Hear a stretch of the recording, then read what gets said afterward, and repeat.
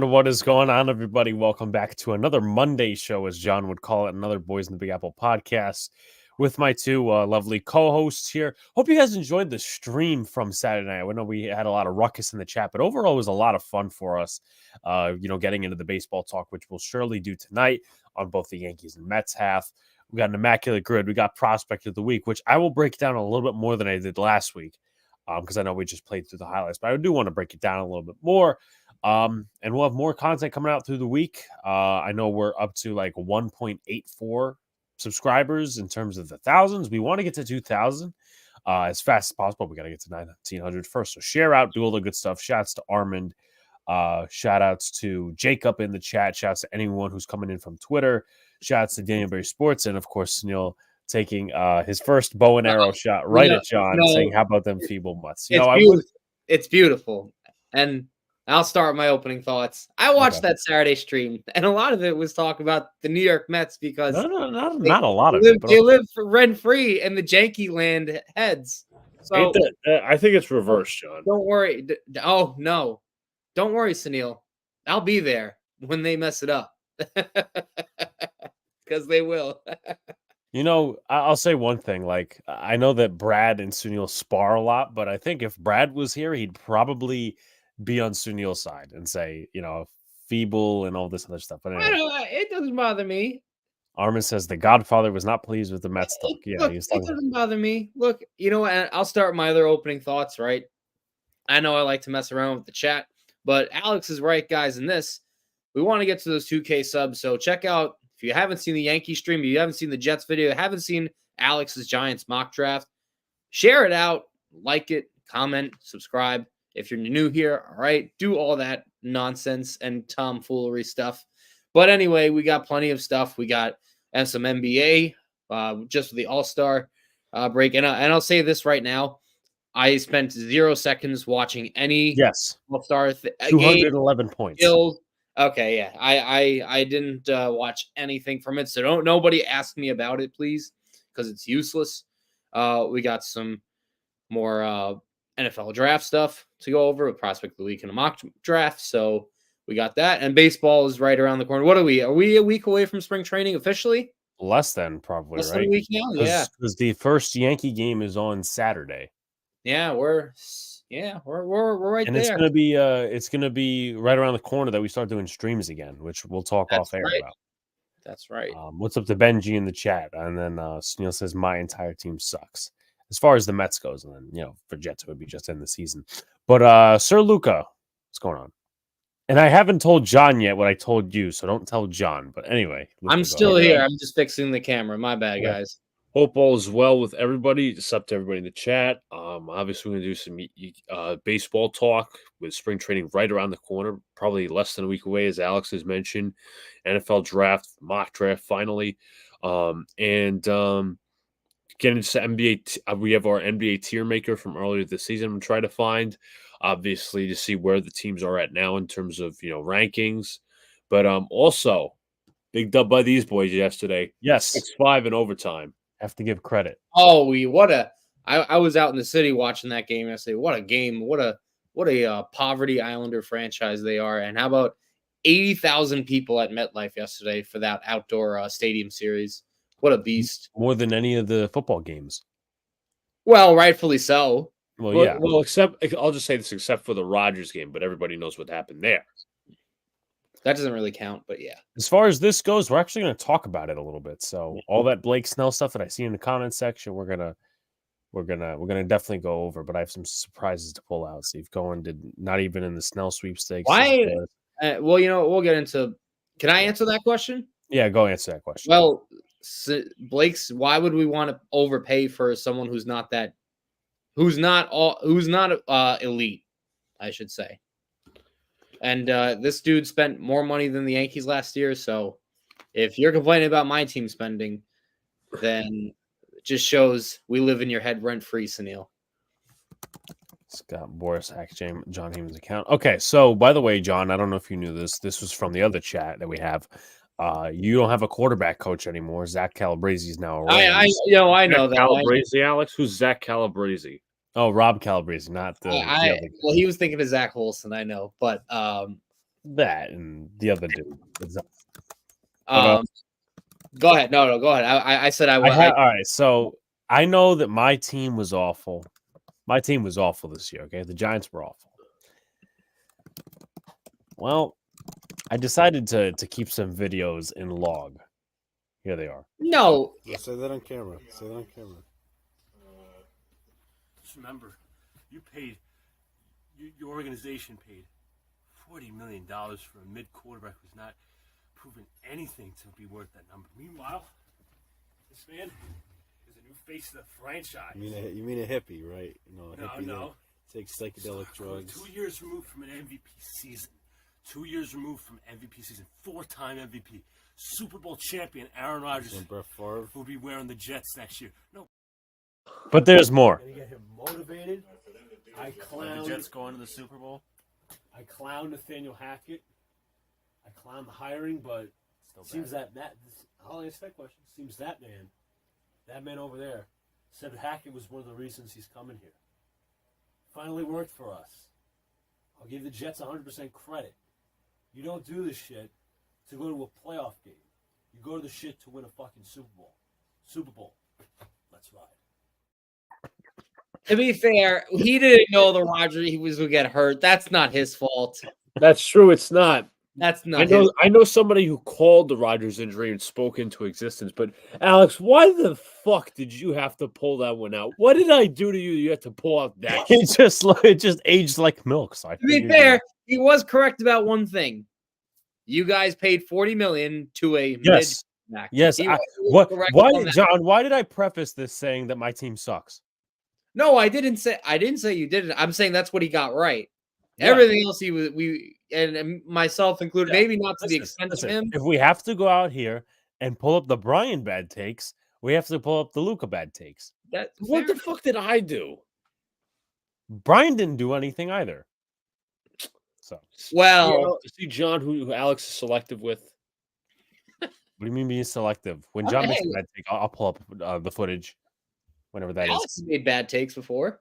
Yeah, just get them on video and then show me.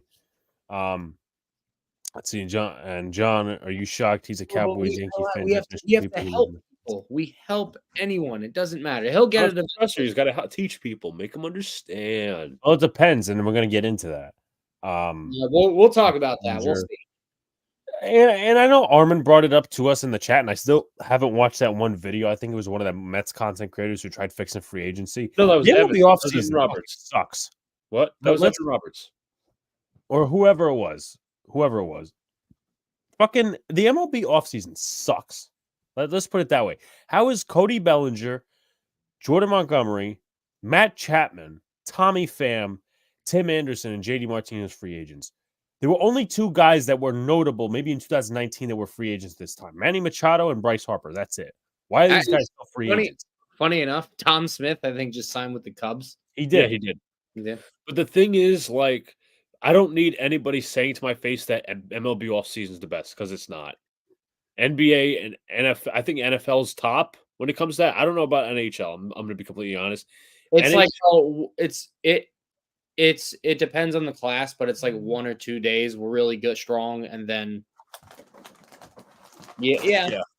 It's just it's Garbo. It's Garbo. But we're gonna get into that stuff about the whole Snell thing. And yes, I did see that, but we do want to go ahead and do our warm up exercise like we always do. Can we include a second warm up exercise after it?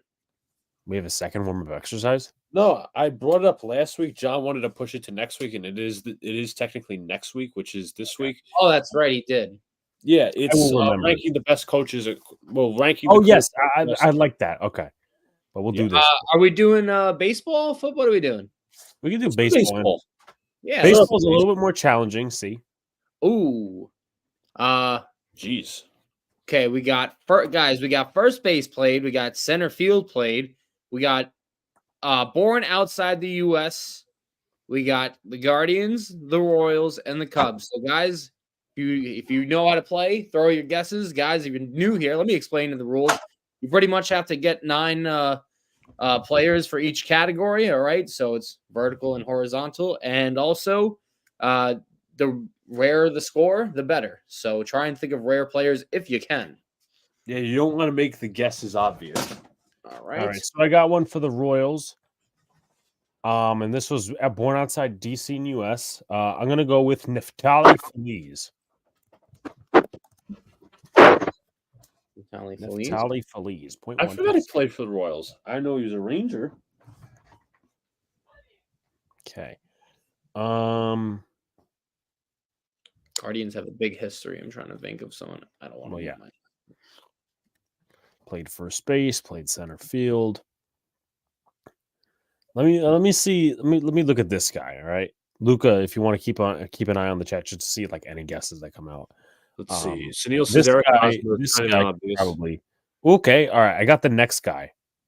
You guys ready? Mm-hmm. Guardians center field Jason Donald. Okay, that's a pretty. Okay, Did Nick Swisher ever play first base for the Guardians? he probably did, but I feel like that's a little bit more of a Okay. out there type of guess. Trying to think of like. How about did Matt Laporta ever play first base? I think it's possible. Give me 1 second. Hold on. I might have a player in mind. Trying to think. What are we looking for? First base, Cleveland. Did was Mike Sweeney ever a Royals first baseman? I think that'd be a little bit more of an obvious guess because I'm pretty sure he spent most of his career with the Royals. Fair enough. Fair enough. What about? I got it. Lucas Duda. Kenny. Lucas Duda was a Royal. He was. Lucas Duda was a Royal. All right. And played first base. Mm-hmm. 1%. You know, I'm surprised that wasn't higher. Okay. How rare would Alfonso Soriano be for the Cubs? It wouldn't be that rare, I'll be honest. Yeah, no, that's what I was thinking. Okay. Yeah. See, I wanted to guess one guy, and that one guy was Russell Branyan, but I think I got another guess. It's possible. It's possible, he says. It's possible. It is so possible. It's just possible. Right. I'm trying not to think of all the Hall of Famers on the Cubs. Well, yeah. Played first base.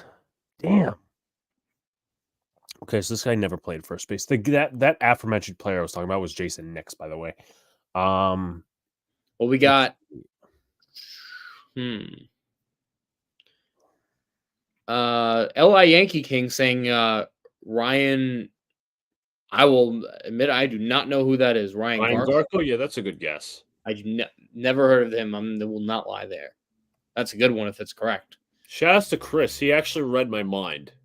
Kosuke Fukudome, the former. Okay, all right. We got some great guesses here. By the way, what's up to? Wait, hold on a second. Wasn't Fukudome a Guardian too? Technically an was. Indian back then. Yeah. Do they count Guardians and Indians as the same? Yeah. Okay. What kind of question is that, John? What? Sometimes the game cheats, all right? Oh, I have been cheated before in the past, so. We'll go down that fucking rabbit hole again. Okay. Hey, what's up, Frederick? Nick Johnson. Oh, Nick Johnson. We could put that as a guess. We could. I like that. Cashman's baby boy. Nick Johnson. Cashman's baby boy. Well, he was. No, I know. It's funny. Wait, why am I? Hold on. What? Because I'm looking up the sheet right now. Why does it say he never played for Cleveland? I must be bugging. Is there two Nick Johnsons or something? No. Okay, I had an instinct that he played for Cleveland, but that's what I thought too. Okay. All right. So Li says Ryan Garco. That's first base, right? Yeah, that is correct. Okay, let's go with the Li. Pointing. Okay. All right. Good job. All right. A couple of more. Luca, if you want to guess, Jermaine Dye. Jermaine Dye is one. Yeah, I was about to say filter through the chat because they're giving a lot of Gerard Dyson. Gerard Dyson could be. I don't know how rare it'd be. Carlos Santana for people outside of the U.S. for the Guardians. I don't know if that's. I mean, he mainly played with he played with that team the longest, so I would put that aside. I'm trying to think. I might have another guess for Cubs. Might. Oh, I got another one. Sinsu Chu. He was a Guardian. Okay, give me a second. What about Orlando Cabrera? How about I'll give you guys one better one. Okay. Cubs center field, Ryan Kalish. Okay. Go. 25. Okay. Well, we're striking here. What were the other guesses you guys were talking about? Orlando said- Cabrera for Guardians. Played center field. Oh, outside the U.S. All right. Let me see if I can think of one more. How about Roberto Hernandez, whatever his name is? Fausto, you mean Fausto Carmona? Fausto Carmona, Roberto Hernandez. Same guy. I think that would work, right? Question is, Yeah. did he ever play for the Cubs? Yeah, that would work. I mean, I was talking like born outside the U.S. Yeah, I know, but I was asking if we could use that too. I don't think he played for the Cubs, so No. you can honestly, no. There you go. 1%. And then Fukudome for the Cubs. Fukudome. I like that one. Suke Fukudome. We could have also done. I just thought of him. Carlos Zambrano. True. I forgot he existed for 5 I was seconds. going to make a joke, but I'm not going to. Okay. Say it, Let's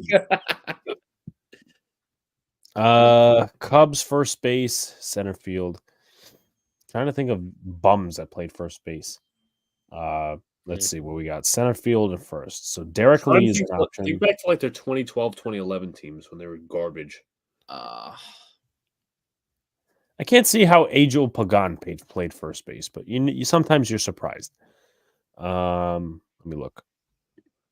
Okay, so he did not play first base, no infield at all. Pagan, I don't think did that. Joe Pepitone is one. Did he play for the Cubs or the Royals? Let's see. Pepitone played for the Cubs. That's a good one. Yep, former Yankee. All right. Trying to think of 1 second. Royals center field. Was First base Cubs. Yeah, that Joe Pepitone works. All right. Okay, we could do that Cubs, one. Frederick. He's got the MVP today. What right. Was David DeJesus a center fielder? Yes, he was. David DeJesus was a center fielder. He was a Royal. I remember Jeter hit an inside the park home run at Yankee He busted Stadium up his leg. and he ended up getting hurt. Oh, It was off of Bruce Chen. 10 rarity score. That's not bad. that was beautiful. How about 10? All right. Football. All right. We got football. Put on your football brains for a sec, guys. We're switching over. All right. So Falcons, Bears, I got Elijah Wilkinson. Okay. That's a good one. We got all pro in there too. Did Matt Flynn or Tavares Jackson ever play for the Bears?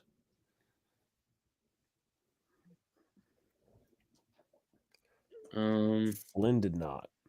Okay, we got all pro guys. Walter Payton, Gale Sayers, all the defensive Well, players. you do have hold on. You do have Flynn for Seahawks Packers though. Okay, that works. Urlacher, Buckus, Singletary, all those guys got I'm trying to 22%. Damn it. Okay. That's fine.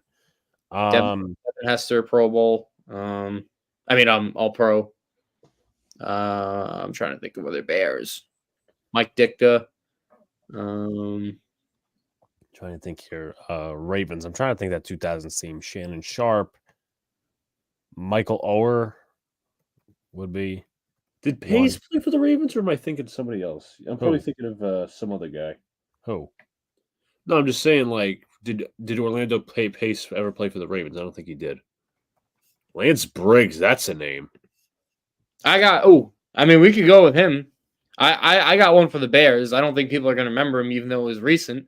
Tariq Cohen, all-pro returner. Really? Yeah. Okay. I'm with that. Not many people think of him as all-pro, in my personal opinion. So Lance, it's either Lance Briggs or Tariq Cohen. You know what? I'll show some love to the chat. We'll go with Lance Briggs. Okay, 1%. All right. I'm Good such job. unselfish. Good job, Chris. All right. Bears, Seahawks. Ravens as well. All right. See, we had our baseball brains on today, not our football brains. But this one's also hard. Okay.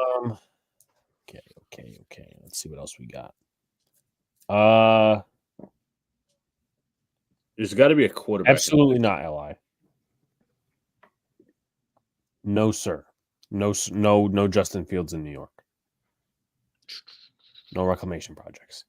Trying to think, guys. Falcon. Like the Falcons is such a weird one. Mm-hmm.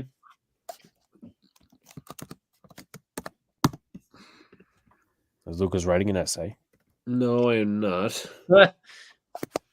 I'm trying to think. Hold on. Was Dilfer was a Seahawk, right? Was he? Or I don't know.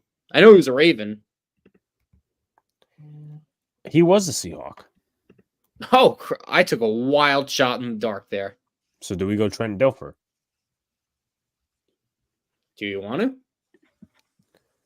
I mean, I could think of one more player, but it's really obvious. Earl Thomas, but I'm not guessing him. what's up, Chris?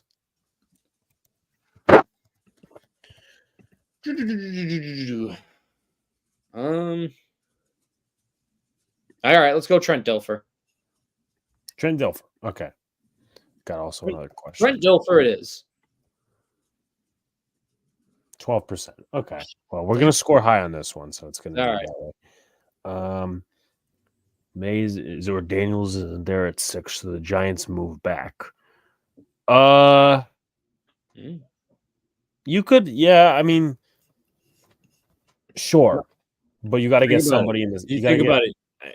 If you do that, you get your ammo for your next quarterback, or you trade up. You use that ammo to trade. I would rather trade up, but I mean, in that scenario, you know, I would like to get a Penix or maybe take a chance on McCarthy or Rattler, but that's its own thing. I feel like Bears Seahawks. There should be someone who's like sticking out to us. That's not. I'm trying to think. We got Packers in there too. I mean, obviously Favre.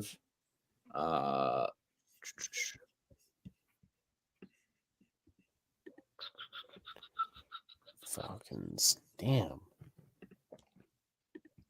No way. I got a name, John, for Bears Seahawks.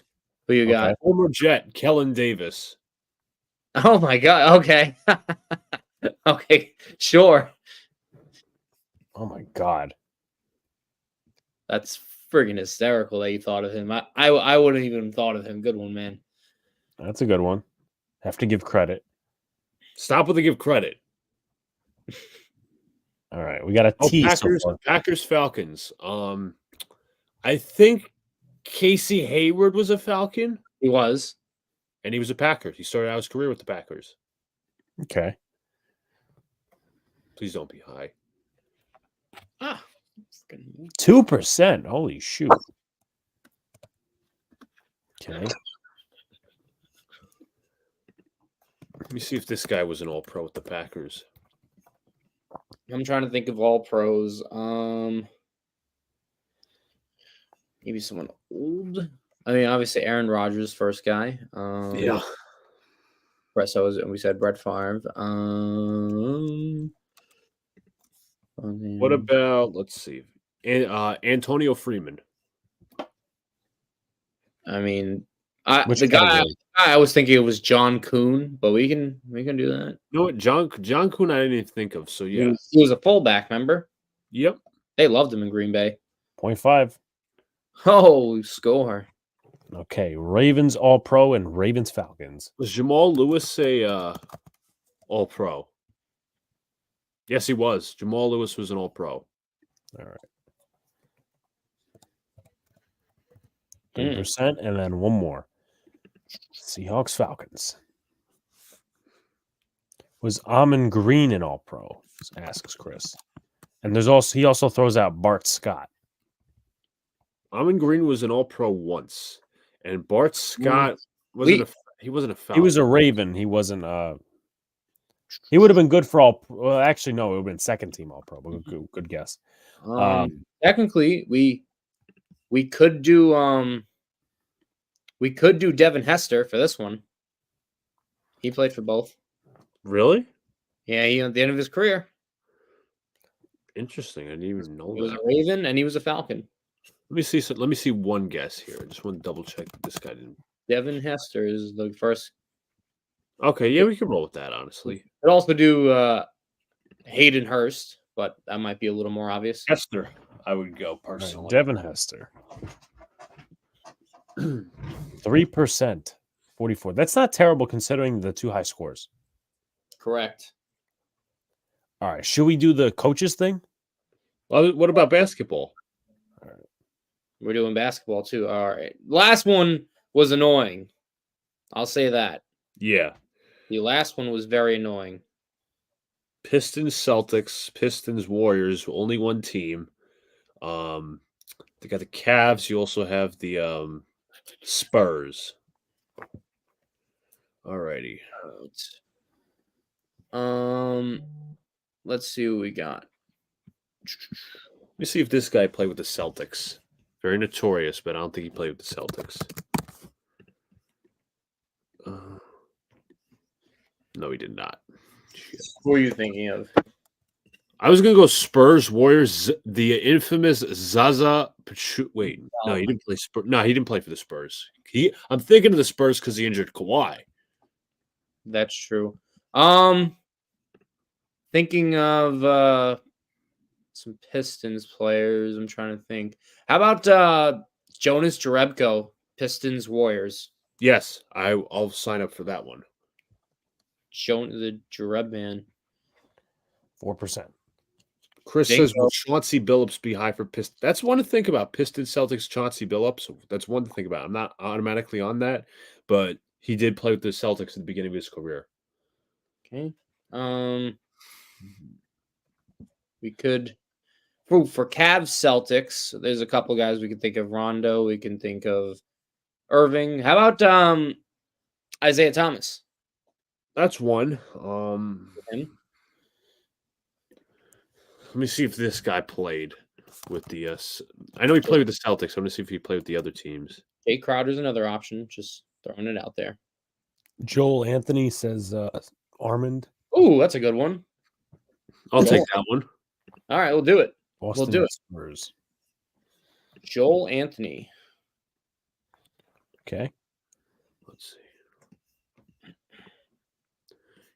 Would Cavs Warriors Richard Jefferson be too high? Because I'm pretty sure Jefferson played with the Warriors, right? He did. Yeah, no, you're right. You're correct on that. Mike says Corey Joseph, Spurs Warriors. That's a good one. I like that. All right. Guys, keep throwing out those guesses. You guys are killing it. Guys are killing it. Corey Joseph. Aaron Wiggins says Cavs Warriors. I don't think Aaron Wiggins played with the Warriors or Cavs. He's a Thunder player, if I'm not mistaken. But if you're thinking of Andrew Wiggins, I can't officially say he was. Can't officially say he played for the Cavs. He was drafted by them, but then he was put in a trade for Kevin Love. Carol Hooser says Armand for one team. Yeah, because you know what? If you're going to go with the obvious guesses like Robinson or Duncan or no, not even Parker, Ginobili, just go with somebody different.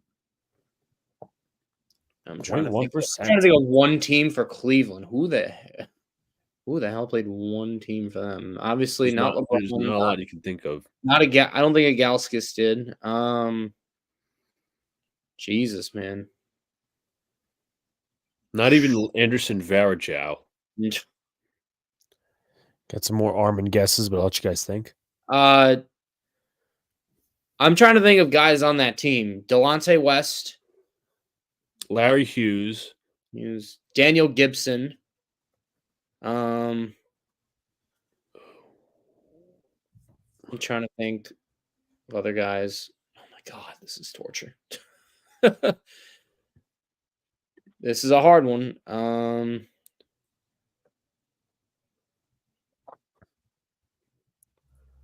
Mike Morant says Boobie Gibson.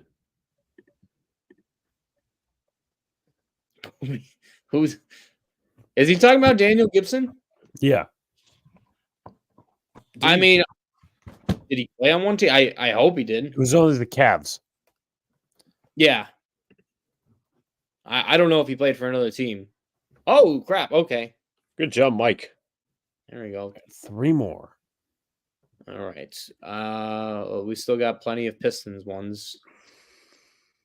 By the way, they won't be so high on our tier list tonight for any spoilers. Fuck no. Making history is one of the worst NBA teams. Oh God. No, I didn't. I was like trying to figure it out at first. I forgot that was a nickname. You know, I got a funny one because he's a bust. He was in the LeBron draft class. Darko. Yeah, he played 1 game with Boston. Okay, I'm all for Darko.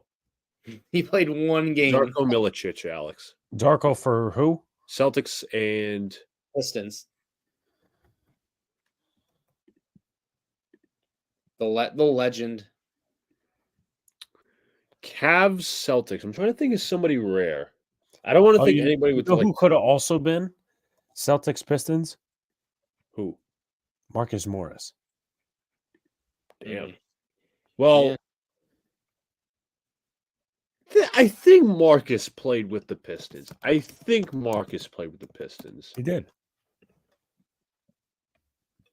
Yeah, you're right. He did. 2015 to 2017. Sean Prince also is another guest that was thrown out. Did he play with Cleveland? No. I don't. I don't know. Did Bill Laimbeer play for someone else? It's a good one. Let me see. I mean, there's Dumars and Thomas. Those are the way too obvious ones. Laimbeer played for the Cavs and the Pistons. Played Cavs. Okay. I mean, Dumars, I think, would be way too obvious. He's a Hall of Famer. Armin says Earl Tatum. And Joe Dumars is a guest from Jacob. Yeah, he's a legend, but he's way too obvious. Mm-hmm. I'm still trying to think Celtics, Cavs. Mike Moran, Killian Hayes. What a dumb draft pick. I mean, we could do Armand. We could do Armand. Sure, why the hell not? Earl Tatum. That'd be. Yep. People forget Tayshaun Prince didn't play with just one team. He played with the. I would say he played with the Grizzlies. I think. Sean. I think he did too. I'm trying to think who else played. He was drafted by the Pistons. He was the only one of that entire, Oh, damn, he did play with the Celtics, and I didn't even know about it. But what I was going to say was, he was the only one out of that going to work starting lineup that was drafted by the Pistons. Does Cade Cunningham count? Does that count?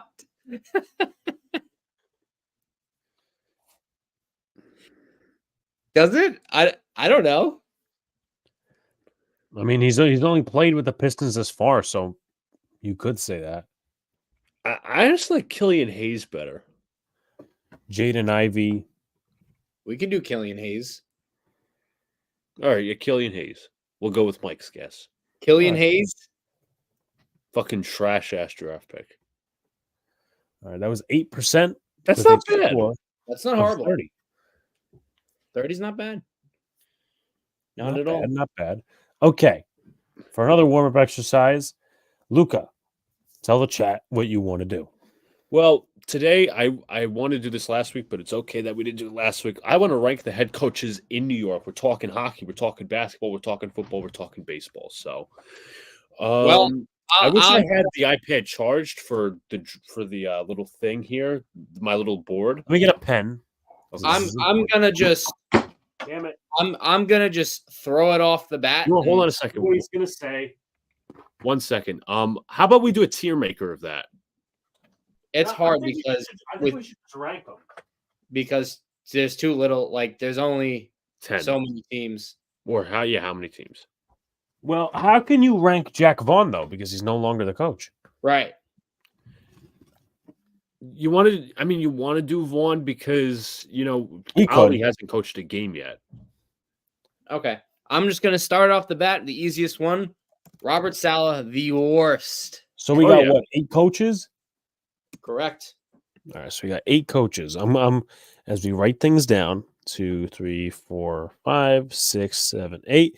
Are we all in the consensus that Robert Saleh is the worst coach, Yes. worse Yes, than Jacques Vaughn? 110%. There is no doubt in my mind. Robert Saleh is the worst coach in all of sports. Let's put it that way.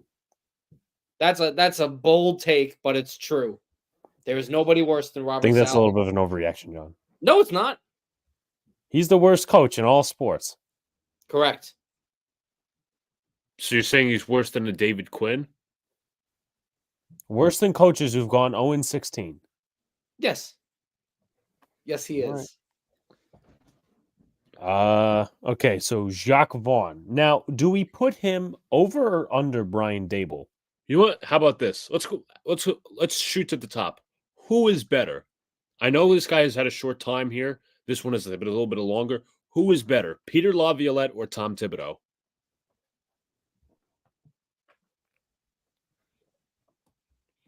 I'd still say Tibbs. Yeah, you could say Tibbs because of he's been here longer. Maybe throw Laviolette as the second. All right. Well, how do you evaluate the Mets at Carlos Mendoza? He And hasn't. didn't the Islanders fire their coach Yeah. just a few weeks ago? Yeah, they have Just- Patrick I don't know Waugh. how to. I don't know. Yeah, because Patrick Waugh has only coached in 9 games or 10 games, so I don't really know how to like. Well, you Yeah. can put him in the middle, basically. Okay. Fair. So we'll put him in the middle, but for right. So now listen, would we do? We would Oh still no, have Vaughn. Jacob, we're not putting Mendoza near the top. We're actually putting him maybe in the middle or the bottom. Yeah, just I don't know. I don't know This how to is the like. list. I know it's going to take a second to focus, but I see it. I don't know how to like rank the You'd have guys. to put that him in the haven't middle. coached. Okay. so Um, all right. I Aaron guess- Boone. How about this? I'll ask John. Lindy Ruff. Well, he's with the Devils. We're not counting Jersey, are we? That's technically a Wasn't- tri-state area. I wasn't thinking of counting Jersey. Should we? Well, this Yes. is. All right. So he moved. So Robert Saleh is now 9th. Okay. This is Okay. Lindy Ruff. Where does he rank? okay, well, that's tough too because they were good last year, but they have Fallen off. What's up, Coach? so this year. I don't know. So he's essentially a little bit more successful Brian Dable. Yeah, Where would They've we also put- been all the right. injury victims too. Respectfully They've and had multiple unbiasedly injuries. speaking, where would we put Aaron Boone? Not on the top. Well, I mean, with all the head Well- coaches that have, you might have to put him 3 or 4. Look at the list. Well, let's 'Cause look at even the if you others. put- You Even got if you put Dable. Lindy Ruff 3, Boone is 4. That's sad that he would have to be number 4. So, John, you have a better knowledge of hockey. Would you put Ruff over Boone? No, Okay, so Really? no. but does Ruff, in my opinion, make it over Dable? Based on his tenure, Yeah. in like history, yeah. Okay. And then we got Dable at 5, which would leave Vaughn, Mendoza, and a missing one. Patrick Waugh. Okay. And Well, those like- are those like Those are all. undefined? So Waugh's coached 10 games. Mendoza hasn't coached, and my God, who's the last guy? Juan Mendoza. Who else are we missing? The dude who took over for the Nets. Oh, Vaughn. Technically, because Well, Ali if is we're not doing coaching Jacques yet. Vaughn, he'd be second worst. right. But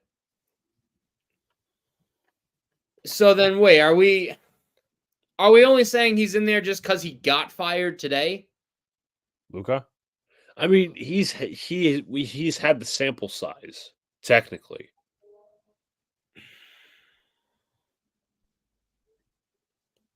So are we putting him in? Yes or no? Yes. Okay, so Jacques Vaughn will be the second worst coach. Yeah, because I don't even think he lasted a full, or he might have lasted a Yeah, we can little. honestly Armin has a good point. We could reevaluate this like months. We down can the always line. reevaluate, but we did it last year. I'm gonna side with Armin. I want to do this list, but like I think it's just poor timing.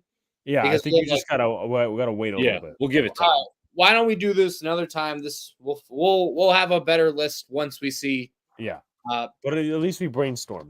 maybe later in the summer, Yeah. because then we'll get to see Mendoza. We'll get to see this Nets new coach. We'll get to see the Islanders. Like we'll have some time. So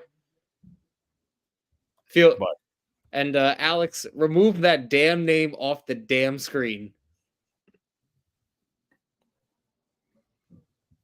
There we go. All right. So I guess we'll do. What do you want to do? Baseball first? It's up to you guys. We can All right.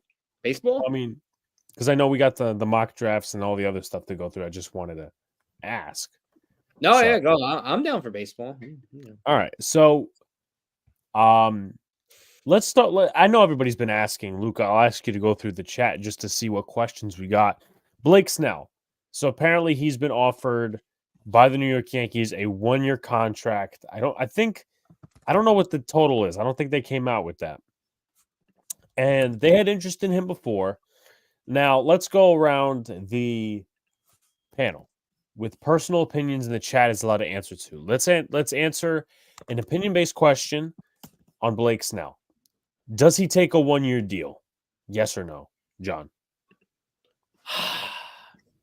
You see, I think at this point he should, and it's not to say that he doesn't deserve a couple of years for a decent price, but and this is my opinion.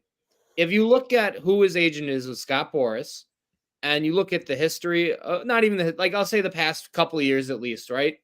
You look at how many guys have gotten less money because of him.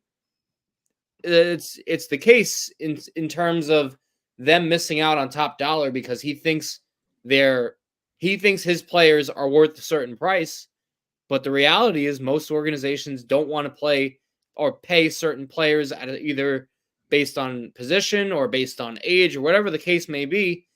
And Blake Snell, what was he looking for originally? Was he $200 million? Was that what the original It had ask to be something like that. It was something like that?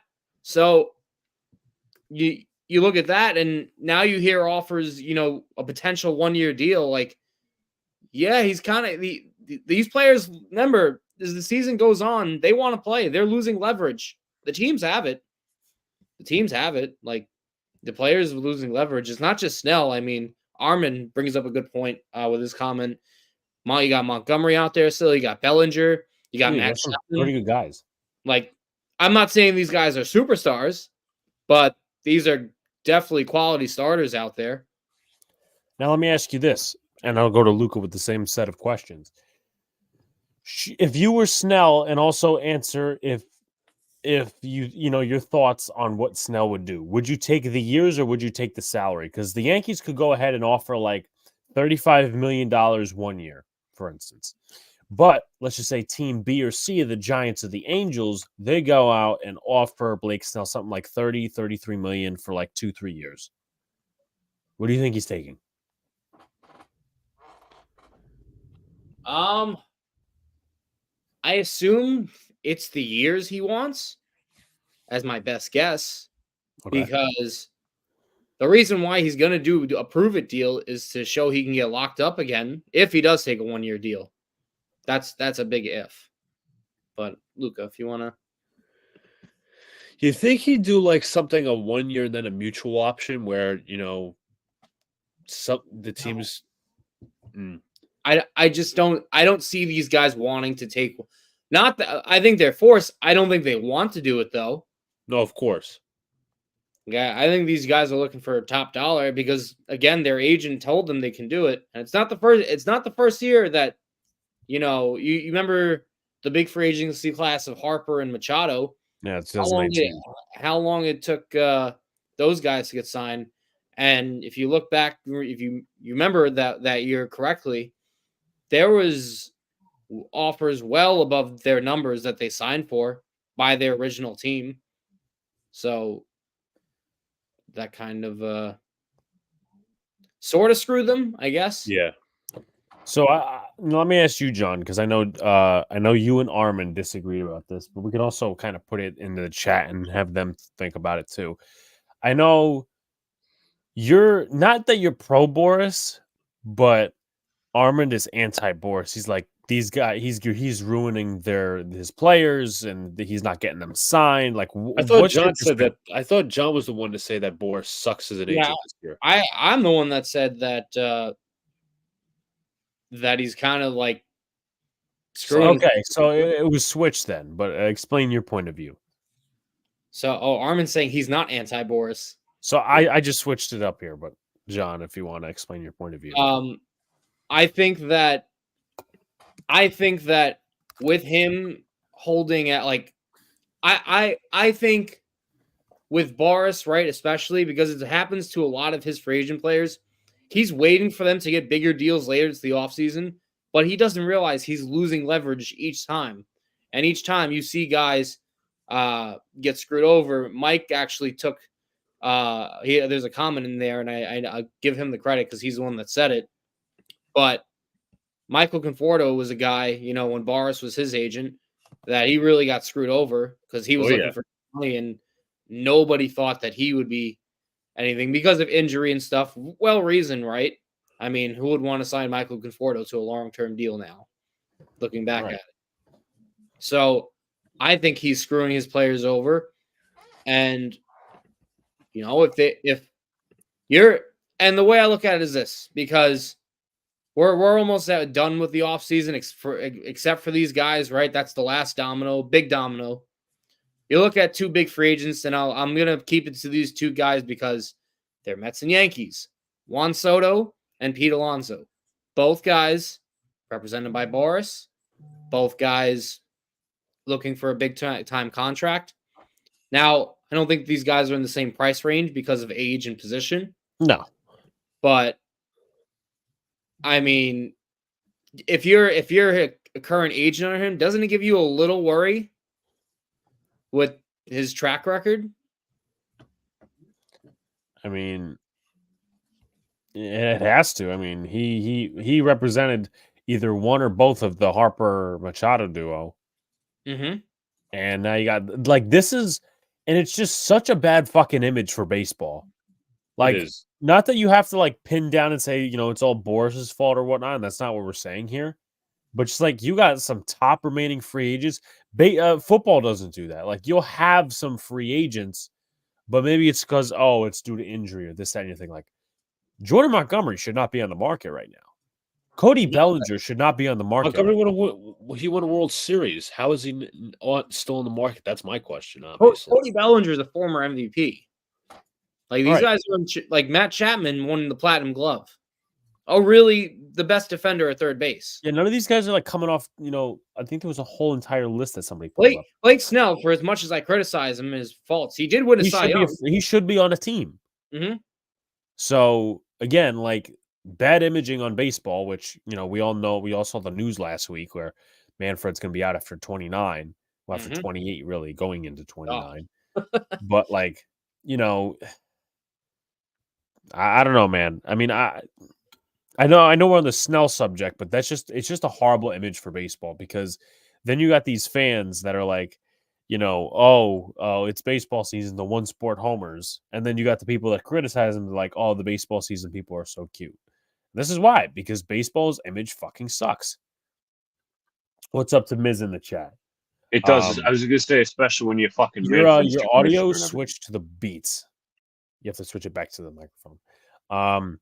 A Cy Young winner still out there. Wow, Monty, Belly, Chapman. I can see Tommy Pham still free agent, top guy. It's true. Again, it's just a bad reflection on baseball in terms of the image. Yeah, and I'll also say this. Sorry, I'm trying to get my camera at the right position, but okay, I'll say this, that with all these guys it's happening to, you're gonna start to see guys, I think, switch agents at some point. I think they have to wake up. Yeah, it's gonna happen. Miz says he wants to know bad. Number says, "What's up, Miz?" Yes, Miz is right. Hit the like button for us. Passion for sports is life. Can I ask Absolutely. something? Doesn't Snell have injury issues? I'm just asking. I think there's tiny yes. bit, but he should be signed. No, I'm pretty sure he's at Tommy John before. Yeah. Hmm. So, Luca, would you, if you were Snell, I forgot the other question I asked John, but would you see him taking the years or the money? Money for now, in my opinion, just to show his value, and then years down the line, so he could, show teams that I'm worth the commitment. But Yeah. that's where I slightly disagree because Okay. I don't know if he's gonna have another option like that. That's true. Like get the years, or if a team is willing to give him the years, like when he 2-3 years from now, Like his market is already dwindled. Because he'll be eventually a year older. yeah, or a few years older. However, and his market is already dwindled because of the whole Boris thing. Like, how many years ago everybody would have been on Blake Snell? Hell, I mean, look at his stats last year. You should, if you're a team that needed starting pitching, you should have been in on Blake Snell. But you're at 3 teams right now: the Giants, the Yankees, and the Angels. mm-hmm. I forget the first question I asked John. But I am in the agreement. Let me know when we get to football. I got a question that will probably be next on the docket, so I'll definitely let you know. And I do see the comments streaming through, but I do agree that he'd probably take the money. But again, he's kind of fucked himself over in a little bit of ways to say, hey, I'm not going to get a market like this again and just get the extension. And then also somebody was talking about, like, you guys, and I would assume you would agree, if you were the commissioner, you'd limit the years on a contract like the NBA does. I think the NBA stops at 4 years, 5 years? I think the super 5 years. You got the max and the super max. Mm-hmm. So we can look that up. I don't quote me on that, but I'm pretty sure I forget the money too. I think it's 5 years for like if you're a free agent, right, and you're already on a team, I think they have the chance to offer you an extension of 5 years. Okay. And then if it's going to a new team, it's 4 years. Yeah, that makes more sense. I think 5 years. Seeing a guy that would never happen with the players. Personally, I wouldn't like that either. Well, I mean, yeah, because you don't have the security if you're a player. Yeah. But at the same time, I mean, look what happened in '94. They didn't agree to a salary cap. Now they're in the shithole.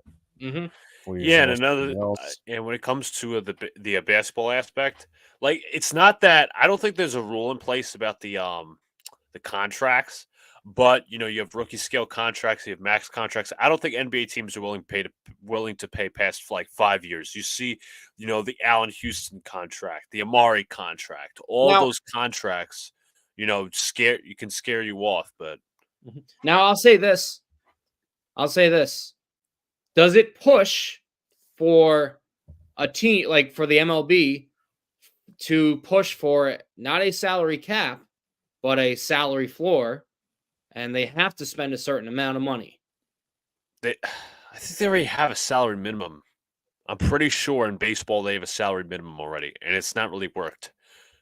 Well, I remember that being part of the negotiations. It's like, I don't really think that does anything, like a salary floor. Like, because they could get to, oh, you spend this much money and that's it. Because, like, you think about it this way, right? Let's just take, even though they're selling the team, Peter Angelos, right? They already sold the team, whatever. But let's just say, let's go back to before Corbin Burns. So you take another team like the Nationals, for example. Let's just say 100 million is for some reason a spending floor. Again, I'm throwing numbers out here. You get to 100 million, you spend on whatever, and then the rest of your system is full of fucking prospects. But you still have teams like the Dodgers and the Yankees spending zillions of dollars, especially the Dodgers. Like, that does not fix anything. My personal opinion. That's at least the way I see it. I'm just trying to figure out a way for these players to not get stuck in this limbo. Mm-hmm. Because at the end of the day, they're the ones that lost leverage, and they are the ones that it's going to hurt their careers. Like, think of it. Like, now I know that they're probably, these guys are still preparing. Like, they're still doing their workouts and stuff to get in game shape. But, you start missing chunk of a season, it's going to take a little bit for you to catch back up. Especially if you're a pitcher. You gotta get your arm ready. Yeah, I'd say it's easier more for a hitter. But if you're a guy like Snell or Montgomery, you got to get your arm ready. I mean, think of it. It takes about a month and a half at least to get back to game speed. And then you might have to have, like, not that they would do this, but sometimes they'll put you in like, what do they call it for fucking injured players? Simulated spring training games. Right. Yeah, no, they'll put you in the minors and for rehab starts. Although I wouldn't be. It's a good question. Is Tim Anderson a Scott Boras guy? He shouldn't. He should be on a team. I think, my opinion. Yeah. The big spending team shouldn't have to pay the cheap owners who just pocket the money. No, listen, I agree with you. There's definitely the cheap owners, right? The A's are the poster boy of that. Pirates, all these other different teams. But I mean, the MLB just needs to figure out some way, because everybody's being a puppet to each other. Like, Reynolds Sports Management is what Anderson's a part of. He's not Boras. Okay, so he's not Boras, but he's still a free agent. He's got injury concerns, so that kind of could sway me a little bit. Along with the mouth. So let me say this. Moving on, and of course, yeah, he's got a mouth. Yeah, Jose Ramirez made sure to, But anyway, obviously, if you guys want to keep going on in the chat about that, but I want to move to the next part of the Snell thing. I was just gonna say, because they were talking about Tim Anderson. Well, to be fair, the mouth got rearranged a little once Jose Ramirez hit him. So yeah, he took care of that. Mm-hmm. But let's say this. Let's just say Blake Snell takes a 1-year, $35 million deal with the Yankees. Mm-hmm. You have Snell. Can I also mention real quick that is 30? You said with the Yankees, is 35 million realistic? Because you have to move some money around, in my opinion, to get Snell. Because it's just a number. Okay, it's just a number. All right, it's just a number. It's not. It doesn't have to be realistic. It's just a number we're throwing out there. Let's say Blake Snell takes a 1-year, $35 million contract. You got him as a free agent. You got Soto as a free agent. You got Verdugo as a free agent. You got Gleyber as a free agent. You got who the hell else as a free agent? I know Rizzo has an opt-out. Garrett Cole's an opt-out. That's par for the course, but it's still a point to be made. Is this year the last year possible for the Yankees World Series window? I know that's a stretch of a question, but just look at the core players, free agents that we're talking about here. Because it really is not. I'm not saying they wouldn't go for a World Series in the future. I'm not saying that. But Nestor, he hasn't been extended. Stroman's on a technically 2-year deal with a 3rd-year option. What if he doesn't pitch up to par? Rodon's, we don't know that he's going to bounce back, even despite everyone gargling his nuts. So, do you think it's like, if you look at this team, this is the most talented team the Yankees have had in a long time, in my opinion. Is this the year they must get in? At least. You know what? Let me go with the Yankee fan first, Luca. This has to be, I think, the year. So losing Soto would be big, obviously, but I think Yankees fans would be pissed if they lost Soto, and that is a possibility. Going to play that out right now.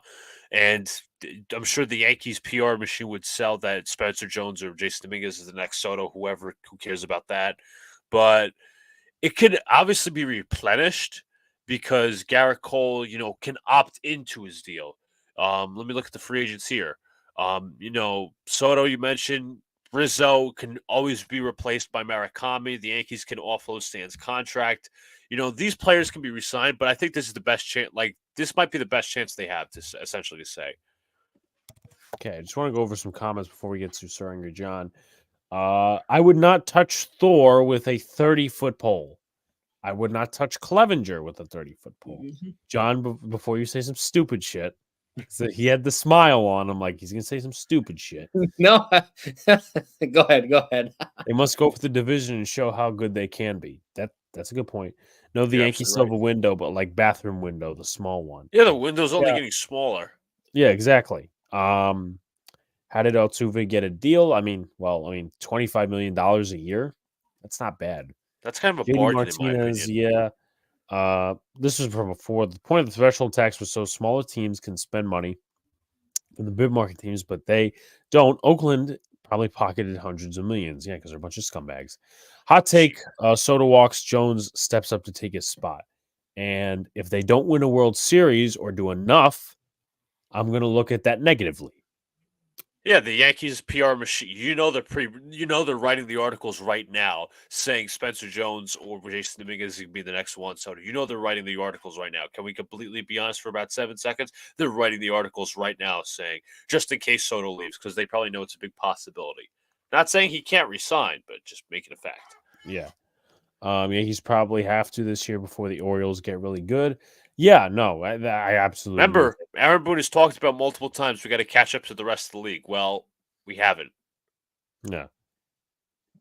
John, is this give your thoughts on the window point?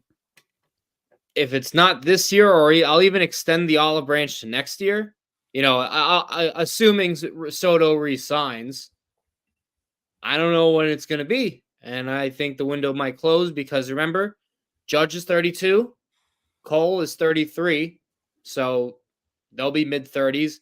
I wasn't even going to mention him, but Stanton 2 years from now it would be 36. He's currently 34.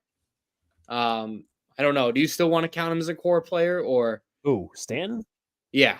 No. Okay. I would just my main not analogy, but like my foundation for that argument of the window is Snell and Soto, because Snell is technically your 2 in the rotation, and if you take him out, you pretty much have a bunch of question marks outside Garrett Cole.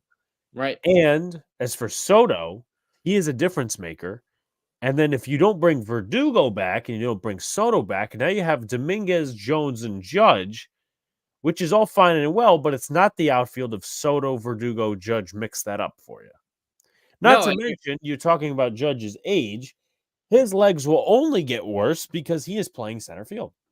So, point to be made there. And again, the Yankees don't necessarily have corner infield solidified. And I know, and listen, I've talked a lot positive about the Yankees this offseason, but we have to bring up the concerns. Anthony Rizzo, I said it in my video, which was the entire video was made about him. With all they have a plethora of first base free agents next year. Not all of them would probably sign with the Yankees. Obviously, you're not signing Pete Alonso. That's not happening. You're not signing Paul Goldschmidt. That's not happening. There's another guy that you're probably not signing. Christian Walker's a viable option at first base. Murakami coming over from Japan. He could be a replacement. And Rizzo, he's 34? So after last year's, soar down into the dumps, it's not looking good. And then third base, who the hell's playing third base this year? That's a whole nother ball game.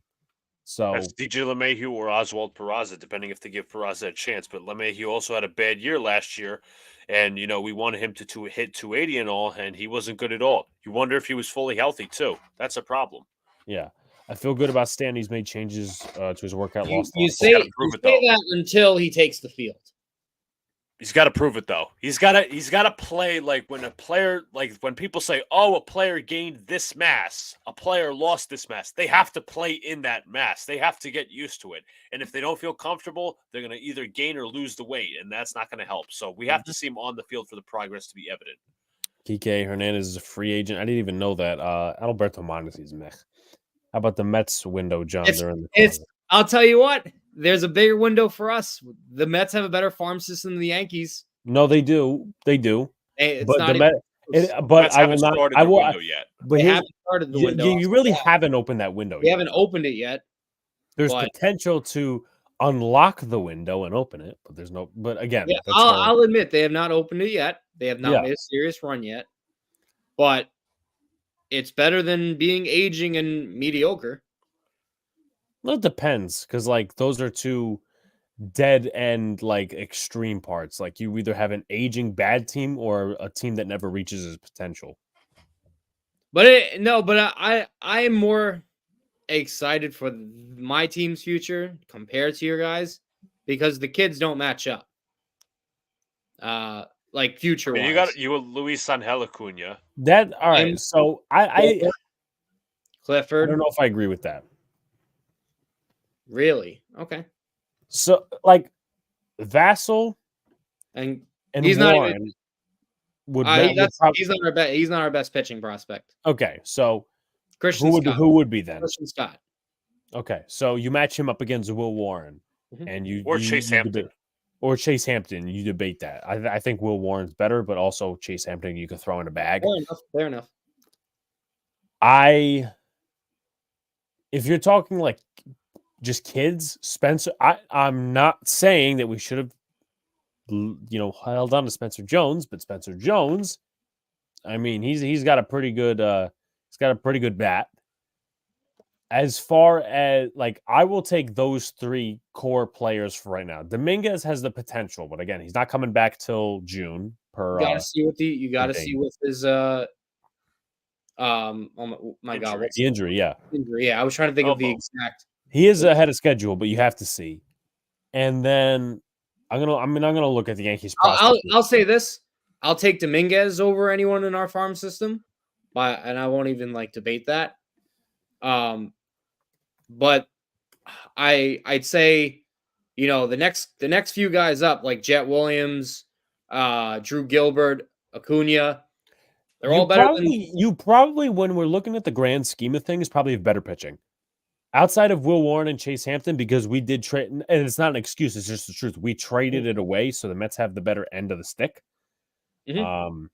And we don't even have that many good pitching. I'm just like, I think it's Mike Vassal and Christian Scott.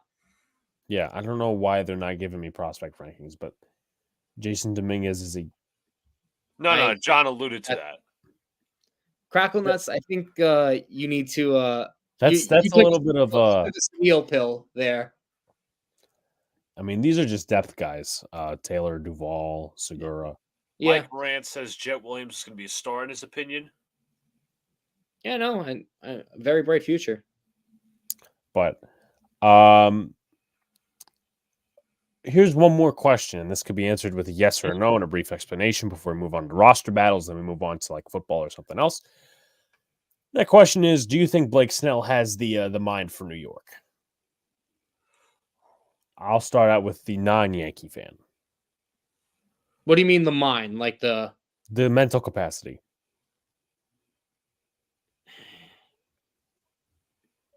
I think he can.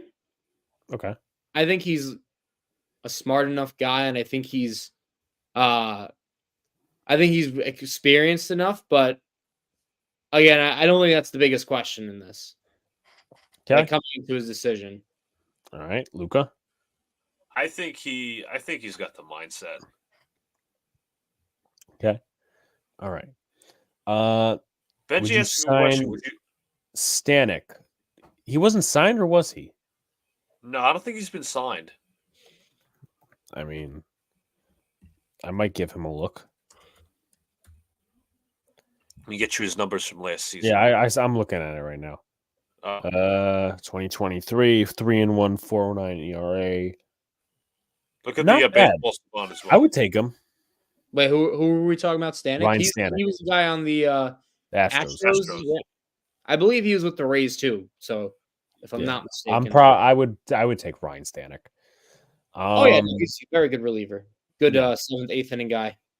All right. So let's go into roster battles, which is really positional battles, but it's not like the NFL where you get cut. You either get sent down to the minors, traded, and then you're cut. Luca, where do we want to start? And then we could bounce it. Like we could say one Yankees thing, John could go into one Mets thing, and then like a bounce. How about this starting rotation? We have our Okay. questions. John might have his questions too. Obviously, we have Cole. We don't know if Snell's going to sign. We have Rodon. We have Stroman. We have Nestor Cortez. Who's that 5 guy? Is that going to be Clark Schmidt? Definitely. Or the Yankees going to also use their opener and possibly a 6th man? Is Luis Hill possibly going to come back from injury? I don't and try think to Hill's run? gonna. If you want my honest opinion, I don't think Hill's gonna start in the majors. I would like him to. I don't think he's going to. No, I'm just saying, could he give him a run for his money, though?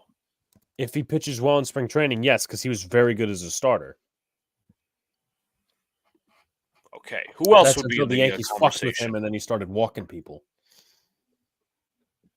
Will, I mean- would you say that Will Warren's possibly in the conversation? I would say Clayton Beater's in the conversation I think they're both going to be in AAA personally. because Beater had pretty good numbers. Will Warren. Let's see, MLB.com. 10-4, 3.35 ERA. That's not bad. No, fucking ads. Let's see, Scranton Wilkes-Barre. Yeah, I think he could be. I think he'll start out in AAA, but I think he could be a threat to Schmidt's job. But here's the thing, though. Would you really want to pigeonhole, like, if Will Warren projects to be better than Clark Schmidt, would you want to pigeonhole him in a 5? Or just wait for a starter to be a free agent and then say, boom, you're going to fill in?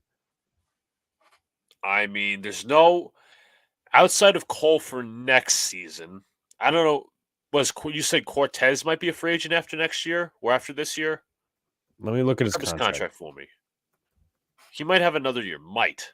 He probably does, but let's take a look. But then why wait that long for Warren? You could definitely start him. Not saying you can't start him. I'm just saying How, he has how, one more year arbitration. You were saying, John? how old is Warren? Will Warren, I have it up right here. 1999. It's not his birthday yet. He's 24. 24. He could still play with another year in the minors. Yeah. I mean, it wouldn't kill him. Not saying he's not ready. No, I know. He was Yeah. what was he mostly in AA last year, and then he might have gotten a He was call actually more in AAA. AAA, believe it or not. So I'd say he's I don't have his AAA numbers in front of me, but I'd say he's banking on the door of getting into the MLB. Like Yeah. he's knocking right there. That's fair enough. Yeah, That's he had 21 games and 19 starts in Scranton, which was about 3 times A more decent than he did in sample size, Sunset. but again, we'll see what happens in spring training. I'm intrigued by him. Yeah. Okay, so we got Will Warren. I still think Schmidt wins, and I think he gets a run for his money, but like the biggest competitors I would see is like Clayton Beater, Luis Hill, Luis and Hill as we just maybe, mentioned, and then Warren. Will Warren finishing it up. Hampton's a AA guy, right? Chase Hampton. He's not ready yet. I really I'm in agreement with you guys here. I really did like Luis Hill coming up. Yeah, I did too. His command is like just evaporated from him. And then they started fucking with him by sending him down, calling him up, sending down, Yeah. calling him up. He's got no continuity at some point. That's not good for consistency, and I completely No. agree with you. But Mr. Yankee boy Michael K was sitting here defending it. So Well, that's why we're different. of course.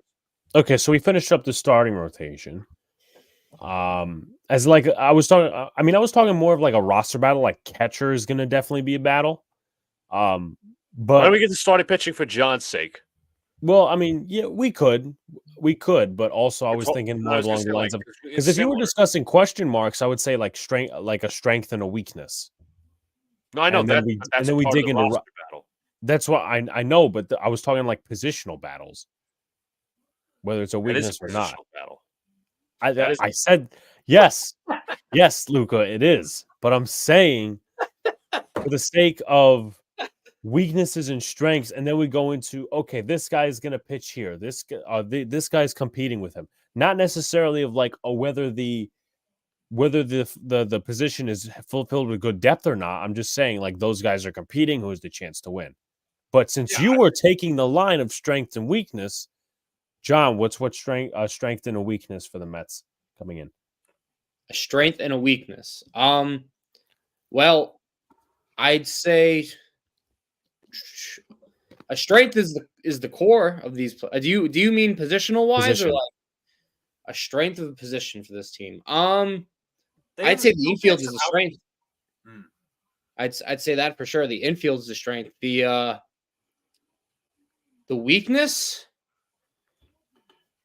I still want to say starting pitching.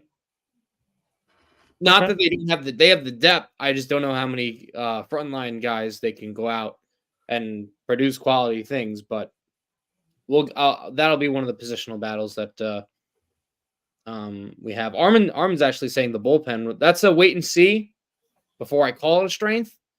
But I am more hopeful, at least.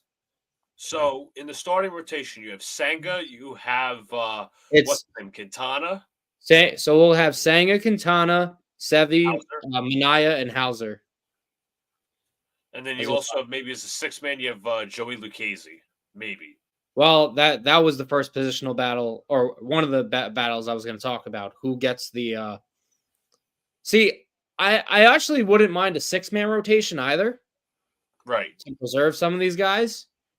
And should I just go into it because Luke already brought it up? Yeah, sure. But Crackle Nuts, yes, the Mets brought back Adam out the lead go.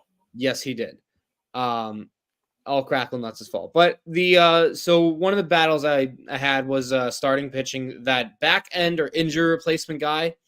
5 guys that could possibly do it. It could be Tyler Miguel, Joey Lucchese, or Jose Buto, or it could be 2 of our young guns, Mike Vassell and Christian Scott. Now, personally, I'm going to say this right off the bat. I don't think, unless the Vassell or Christian Scott blow people away at spring training or do something remarkable, I don't think that they're going to start opening day. I think they're going to be in the minors.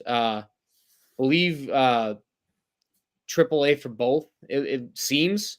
I could be wrong on that, but AAA for both. And I'll talk about who I think should win the job.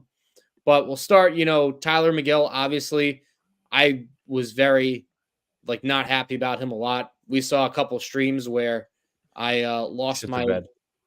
Yeah, that's a understatement. But he was awful until he came back up, he was a little bit better, but it wasn't like anything crazy. He pretty much had this role last year, and he really disappointed. His velocity ticked down over the season. He had some throwing mechanic issues, and it was a mess. He was a mess last year. He was one of the worst players on the team. Joey Lucchese, despite a small sample size, though, he came through. He had Tommy John. I think he missed half of 2021 and 2022, but he pitched pretty good. He was 4-0 with a 2.89 ERA, 9 starts for the Mets, so he did pretty good. It's funny, he did really good in the majors, but not so much in AAA. And then our next guy, Jose Buto, had some promise in his appearances. Right, he had 7 starts last year, 3.64 ERA, 1.33 WHIP, and here's where I'm leaning toward here. I kind of want to give. I was thinking Lucchese, but I kind of want to give Buto a bigger shot, because if you're not going to be this all-world team, now they could. My realistic expectation this team wins around 80 games. That's around fair. around 80 games. They're not bad, but they're not really good yet. But if you're not going to be great, give it to the young kids, because Jose Buto, right? I told you about the ERA. He did a really good job at getting guys to chase last year. Now the controls sometimes, a little bit of an issue, but they could also move him to the bullpen if it doesn't work as a starter. And I've mentioned that with guys like Peterson, Miguel. Peterson would be in this conversation, but he's going to start the year on, as Armin mentioned it, with a hip injury. I think he actually had surgery on that. But nevertheless, I think that they should give it to Buto or Lucchese. I don't see the need to keep throwing Miguel out there and try and rebuild the reclamation project when you can literally have Lucchese, who hides the ball very well, got the curve pitch, which is very rare, and Buto's a young guy who's got some strikeout stuff. You might as well give him a shot, see what they can do. right. All right. So we go on the next like roster battle. Obviously talked about the starting rotation. I want to talk about catcher a little bit. I know it's not the most enticing, Luca. I want to talk about catcher a little bit. So Trevino, we don't know how long he's to be out with his calf injury. It seems a little. He's going to stupid. miss a couple weeks of spring training games, so that's going to be some good ground for Austin Wells to catch on to. Right. And I think that Wells is going to be up in the majors anyway. He should be. There's no doubt. Like, he should be in the majors. Now, here's the thing, though. Who backs him up? I think you'll see a little Augustin Ramirez. I think I'm pretty sure he did not get invited. So you won't see him. So I can erase that. Roordvet is there as another lefty bat. And then you have Luis Torrens, who played for the Mariners a little bit. And also played for the Padres, who's got viable major league experience. So, who do you think wins that battle? Or I'm going to say Torrens, actually. Or you think it's going to be straight up Wells Trevino? If Trevino really has a significant injury, it's going to be Torrens. But I do think that Trevino will be in there if he's relatively healthy, and I'm talking if that injury is not too serious. Okay. John, your next position / roster battle? I think this is the most intriguing one, in my opinion, the third base position. And that's just because we got two, as Luca mentioned, we got two young guys battling it out to start. Now, Brett Beatty, the brighter prospect at one point. We're going to see if this kid is going to be able to handle a third base job. And this is pretty much the year where he says, okay, can I be an everyday major leaguer? We don't need him to be a superstar. But, the production really hurt offensively and defensively. You think he could possibly get traded at the deadline if he doesn't work out?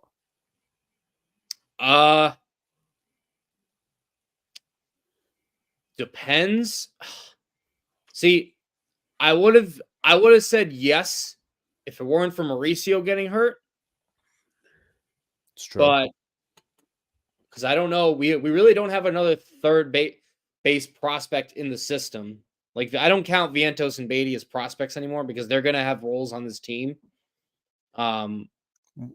So what about Vientos then? I think he's more going to be seeing a DH role, in my opinion. I think Beatty gets the job. I think. Isn't it? Can I ask real quick? I'm sorry to interrupt, John. Isn't Vientos' defense a little bit of a liability? That's right. His defense is a liability too. And not to say Beatty, like, they were both awful defensively, but I really think it was more mental for Beatty because I saw him struggle both sides. I think with Vientos, right?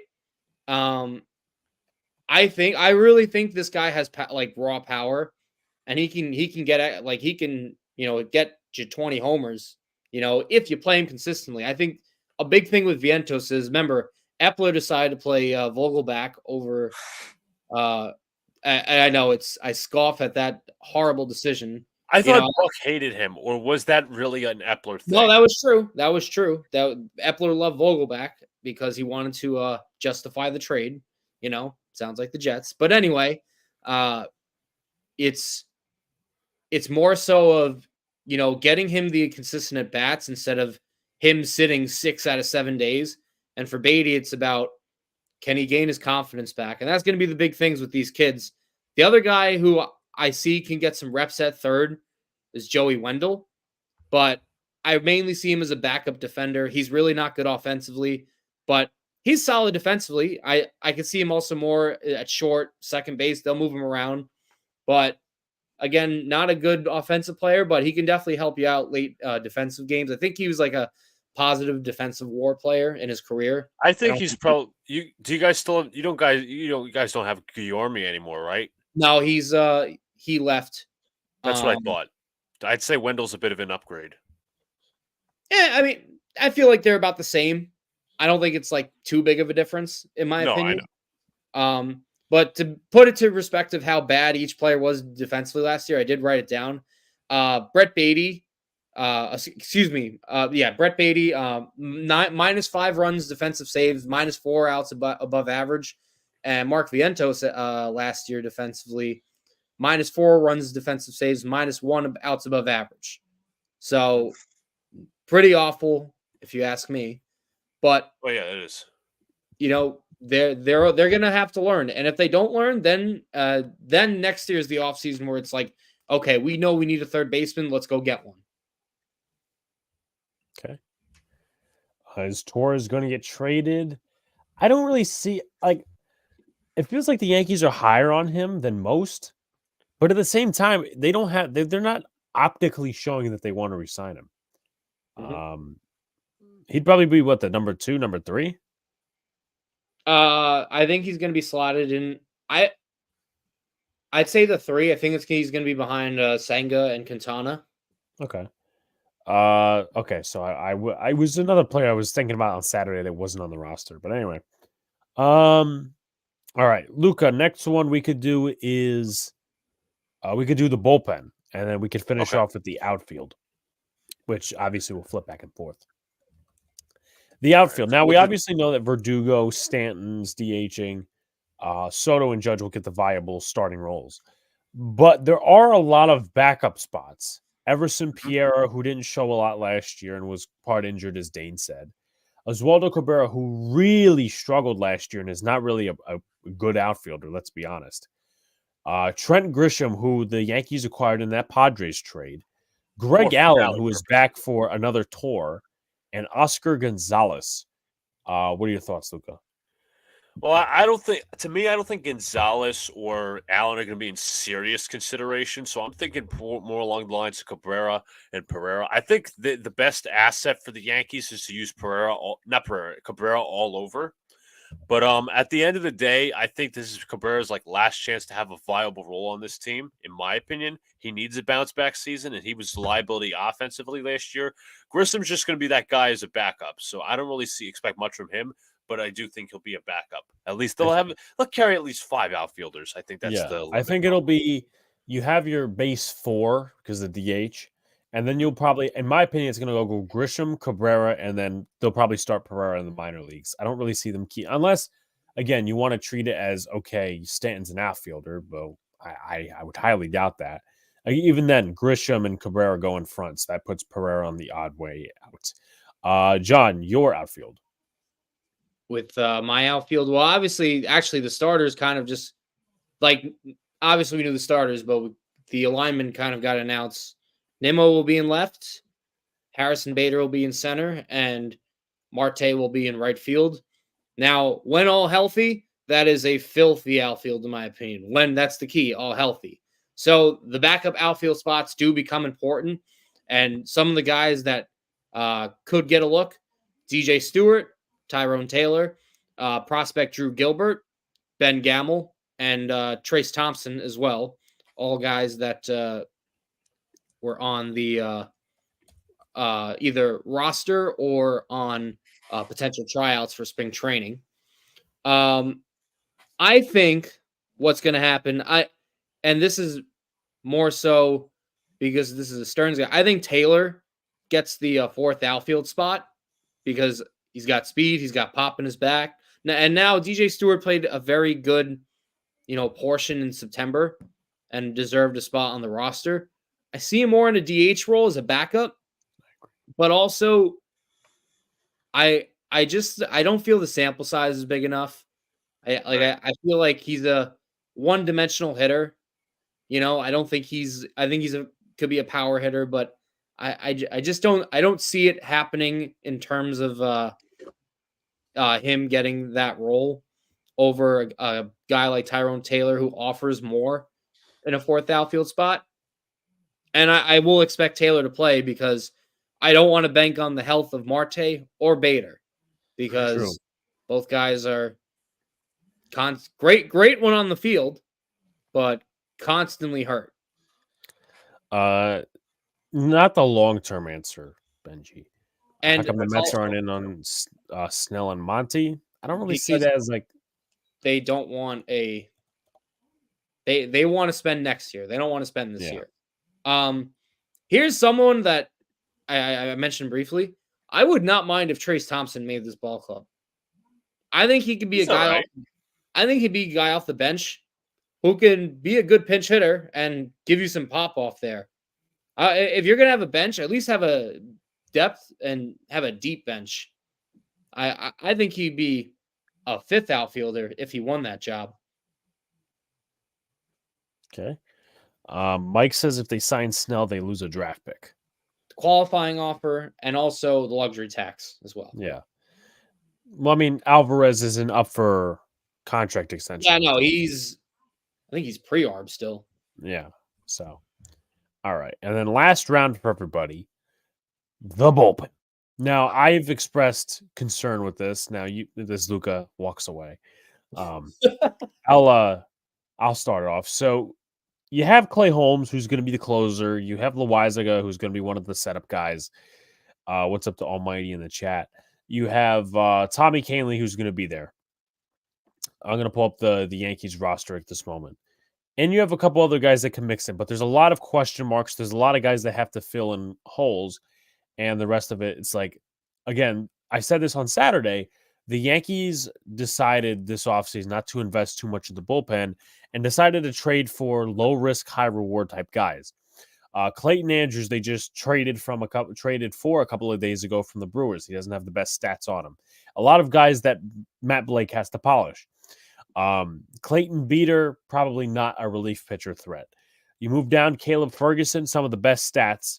Not great stats, but he's got around a 3.2 ERA last time I checked his stats. Coming over from the Dodgers.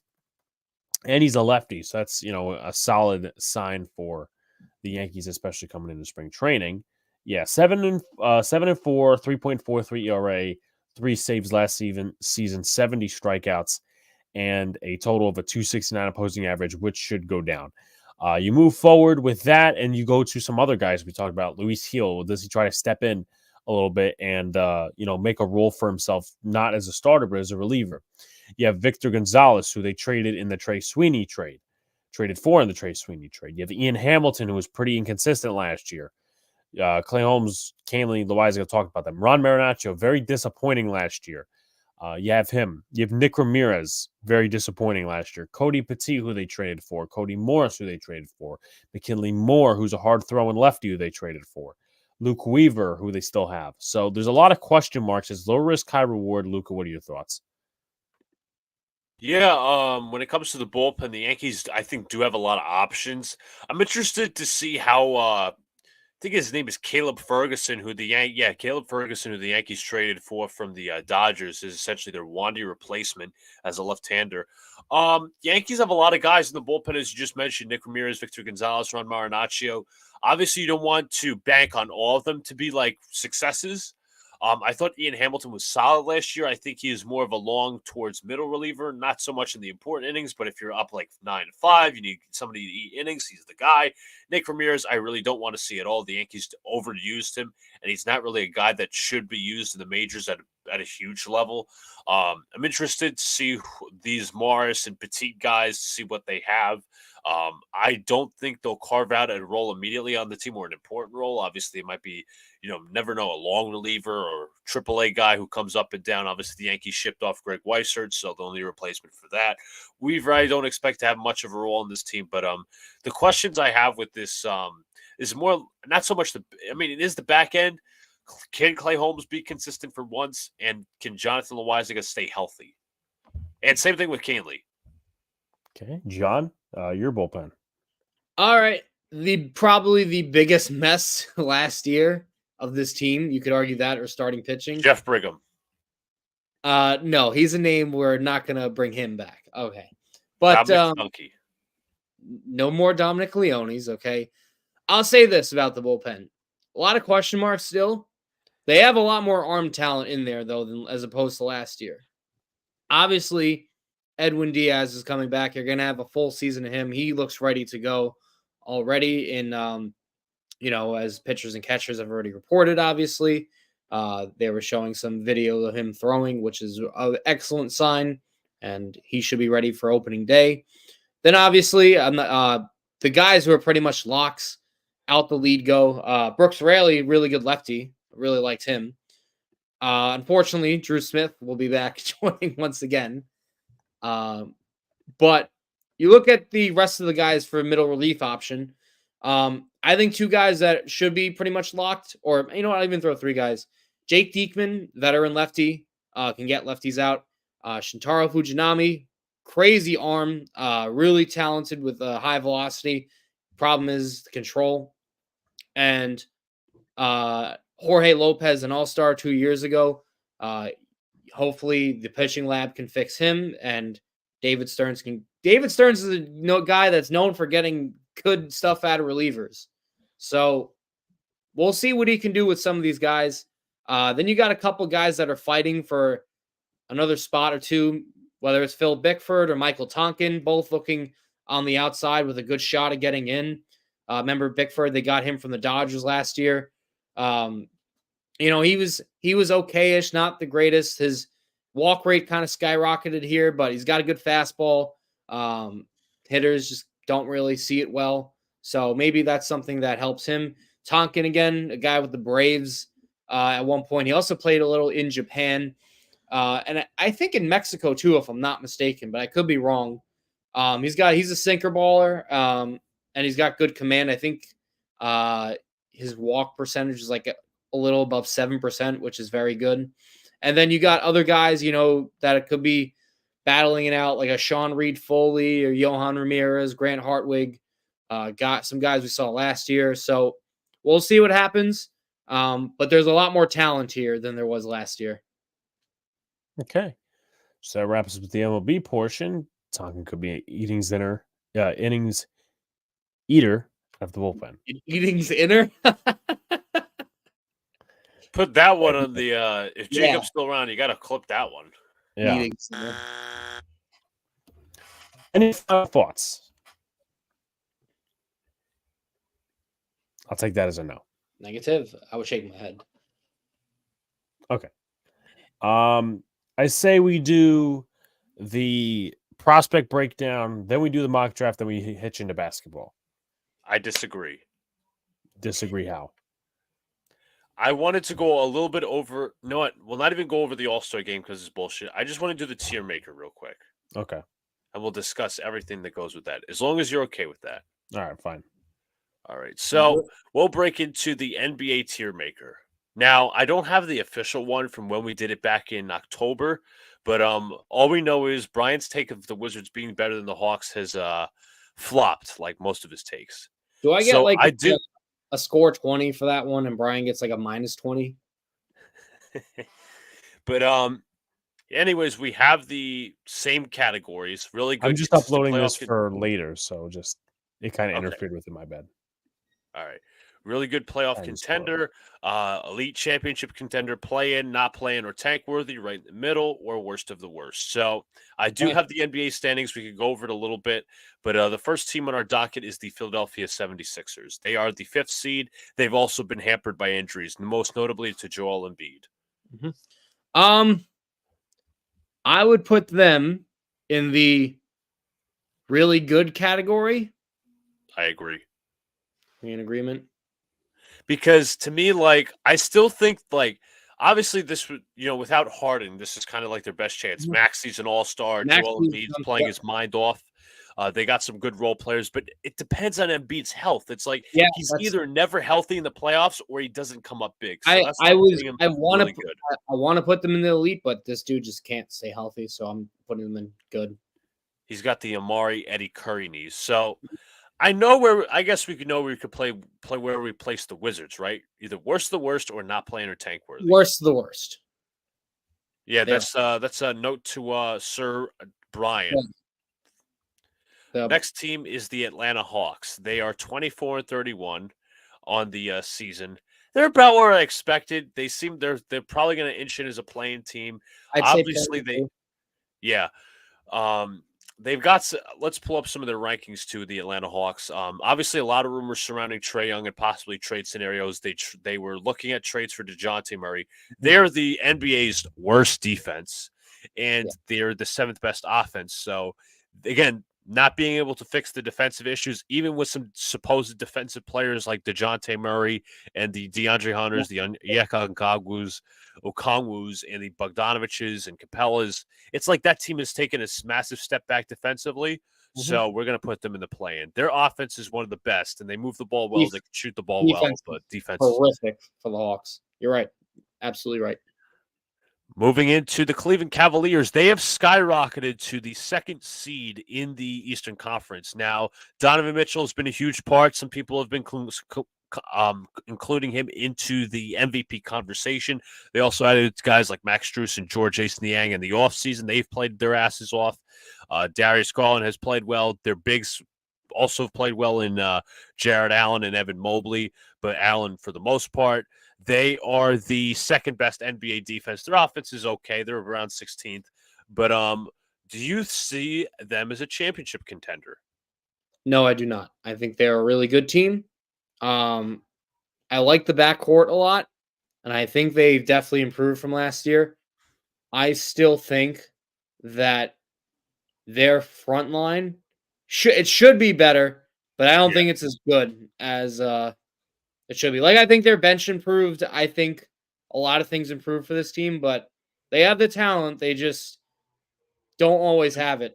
Like Jared Allen's a really good defender. You got a lot of talent there with Mobley. They both didn't play well in the first round series against the Knicks last year.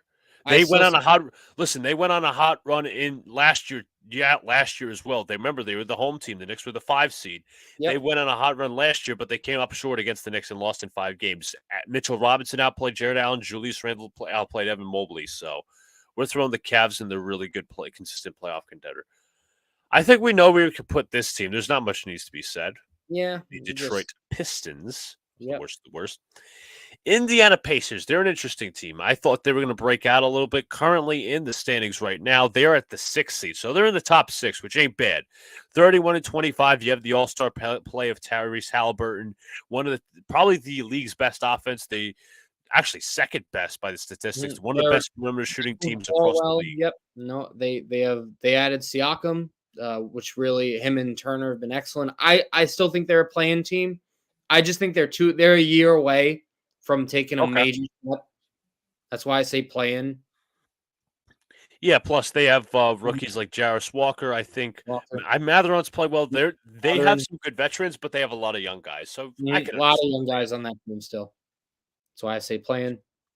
Milwaukee. Now there is provocation to not putting him here, to be completely honest. It's not a shot against Brian. Doc Rivers, they've not played well against him. I don't know what the record is for the record.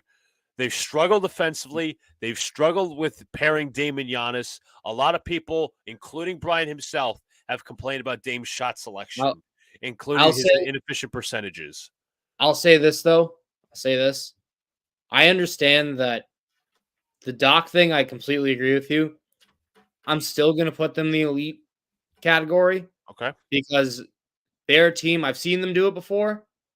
And if you prove to me you have it in you to win a ring, then you can do it. And it's major, and they still have a very similar core to when they did it. I'd argue they'd have a better offensive roster because you knew that they were going to be hurting a little defensively once they got Lillard, especially on the perimeter. But I still think they have enough firepower and they have enough guys that can take over a game where, okay, you're just not going to shut us down. I still think Doc is a limitation when it comes to the playoffs. He doesn't adjust. He only has his players adjust. The records in the Game 7 scenarios are scary. I think they're a really good team at this point. I actually said before the year they were elite. They're going to be a championship contender with Dame and Giannis. They have shooters. That's not a problem. Defense has been one of their weaknesses. But I don't think Doc is the guy to get them to at least to a finals or a conference final. That's just my personal opinion. I like the roster too much. We can agree to disagree. I know I do. I do too. But it's at the end of the day, I understand, good roster and all that. But the coaching is a problem. Doc Rivers, obviously, is the Mike McCarthy of the NBA. Fair enough. The Toronto Raptors, the team who is stuck in mediocrity, they are 12th in the Eastern Conference. 2.5 games behind the Nets, 19-36. Obviously, big trade, trading away OG Anunoby. They also traded Pascal Siakam away.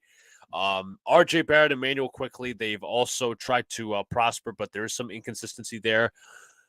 I don't know. I'm not loving Toronto too much. I think they're one of those not playing but not tank worthy teams. They're a very mediocre Um, roster last year, I'm and in, that's why I'm I in think. agreement. Go ahead. No, I'm in agreement. I was just gonna add, again, still you mentioned the inconsistency. I was gonna mention Scotty Barnes. Times where he looks really good, and times where you wonder, is he ever gonna like take that major leap? Oh yeah. And I think that's the key for the Raptors to determine their future going forward. Yeah, that's why I also think kind of like I originally thought of this somewhat, but I wasn't full on in it. Like I kind of understood why the Raptors fired Nick Nurse last year. There are some fans complaining about Darko Rajakovic, but the roster's very mid-tier. They have Mhm. some nice young players, but there's no star level player like, oh my God, this guy's gonna lead us somewhere. So Right. I'm throwing in the mediocre, not playing or tank worthy category. Next up, we have Sunil's team, and that is the Dallas Mavericks. They I would. go ahead. I have been pleasantly surprised with this team. I'm gonna say they're a playing team. Okay. I think that's fair. I really like. I think Luca and Kyrie have done a really good job coexisting, better than I thought. I think Derek Lively from the draft had a really solid rookie season, um, and they've even gotten some bench production.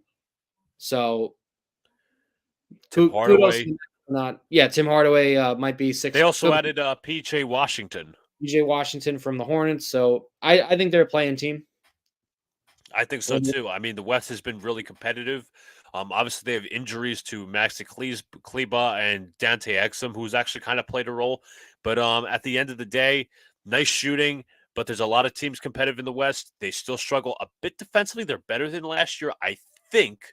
But I'm going to throw them into the play-in category. That's not a knock on them. Next up, we have the Denver Nuggets. They're number 4, 36-19. We know what the Joker is. We know Jamal Murray. They're the 4th seed. They are currently below the Minnesota Timberwolves, Clippers, and Thunder. And I think personally, it's just because those 3 teams are playing better than the Nuggets. I think they're still a championship contender in my eyes. I 1,000% agree. Couldn't. I don't think they really added at the deadline, if I'm not mistaken. No, nothing too heavy. Which might hurt them in the long run, but I still think the roster is good enough to get there again. All right. Also, let me just pull up the ranks. They are 13th offensively and I think 11th defensively. Yes. So obviously, I think they're going to go on a bit of a run towards the season's end. Obviously, got to look up the schedule and all that. Not going to do that now. Next up is the Memphis Grizzlies. They are number 13. They are not the worst in the West, however. You see, if this team wasn't so banged up, I would say not playing or tank worthy. But they have so many friggin' injuries that I'm just tempted to say worst of the worst. I agree. Next up, we have the Minnesota Timberwolves. Karl Anthony Towns, Rudy Gobert having a bounce back season. You have the rise of Anthony Edwards. You have Jalen McDaniels. Let me see if it's Jaden or Jalen. I always mix the two. I think it's Jaden McDaniels. Jaden McDaniels being one of the best defensive forwards in the league, number 1 in the Western Conference. I like the team a lot. I'm impressed by how they've played. I think they're a really good team. I don't think they're going to go all the way yet. I agree. I think it's not their year, but a really impressive season from them. They kind of remind me a little bit of last year's Sacramento Kings. That's fair. That's fair. That's a good comparison. Because you also need Karl Anthony, because there are two. While Karl Anthony Towns has played well, same thing with Rudy Gobert. Mm-hmm. They don't really have a great playoff history. No, they don't. I mean, you go back to that one series. What was I going to say? With the Clippers and Jazz, go back to a few years ago. I think this was not the bubble season. It was the year after the bubble season. The Rudy Gobert's defensive ability was basically, what would you call it? I'm trying to think of a word for it. He was basically non-existent because what the Clippers were able to do with Tyronn Lue, really genius. They played a lot of small ball. That means they took Gobert out of the paint, where he's not as he's not a big defensively. that has the offensive skills as some of the modern bigs have. He's more of your throwback, really solid defender, could block shots, rim protect, be a good rebounder, good post defender, all that kind of stuff. Yeah. So right now, that's not a shot against the Wolves. I'm placing them right here. Next up, the San Antonio Spurs. They are the worst team in the Western Conference. Yep. No. The thumbs down means poopy. Worst of the worst. Yeah. Utah Jazz. Now it's a team that the Knicks lost to. They are just a little outside the play-in, 2.5 games back of the Golden State Warriors, who are on a hot run, 26-30. Obviously, you have the continued progression of Lauri Markkanen. Kelly Olynyk was just traded away. I don't know who they acquired. I'm going to look at that right now for the Utah Jazz. Let's see. 15th in offense, 26th in defense. I was going to say their defense is really suspect. Still a really young team. I was going to say not playing worthy, not tank worthy. That's fair. That's fair. I think they're similar to where they were last year almost. Mm-hmm. So yeah. Mm-hmm. Still in a rebuild. Next up, they've somehow made the big three pairing work. You could say the big four.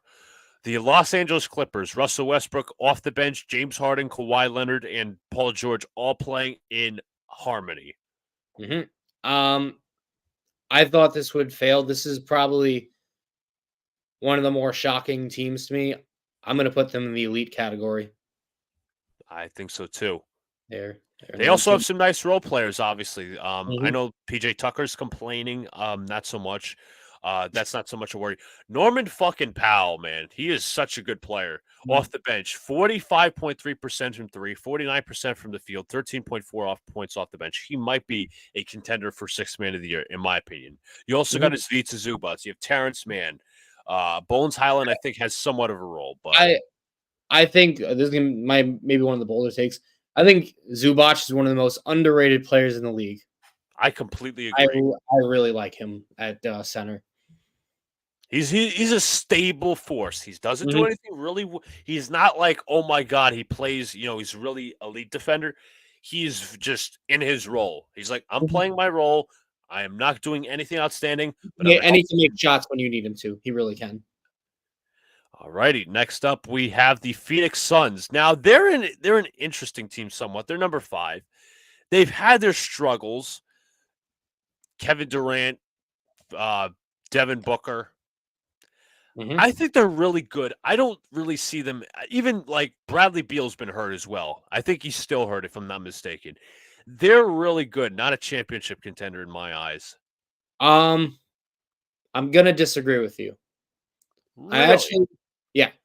I like what they did in getting Royce O'Neal from the Nets at the deadline. I think he gives them a lot more depth on the wing, and another guy that can make some timely shots. I understand that Bradley Beal hasn't had the greatest, but you look at some of these guys, even off the bench, like or just like in a lesser role compared to the 3 stars. Grayson Allen is having he's been really solid this year. I think he's been doing really good scoring, and he's also playing some solid defense in my opinion.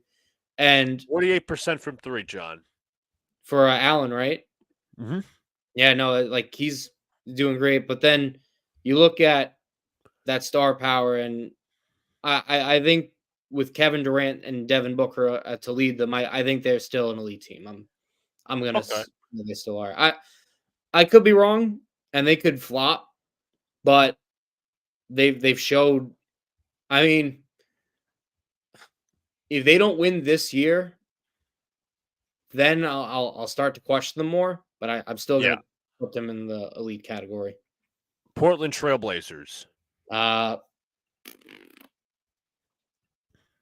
still a very young team. They really haven't found their way yet. Food is a rookie who's had his inconsistencies. They have some other players, which surprised they didn't sell more.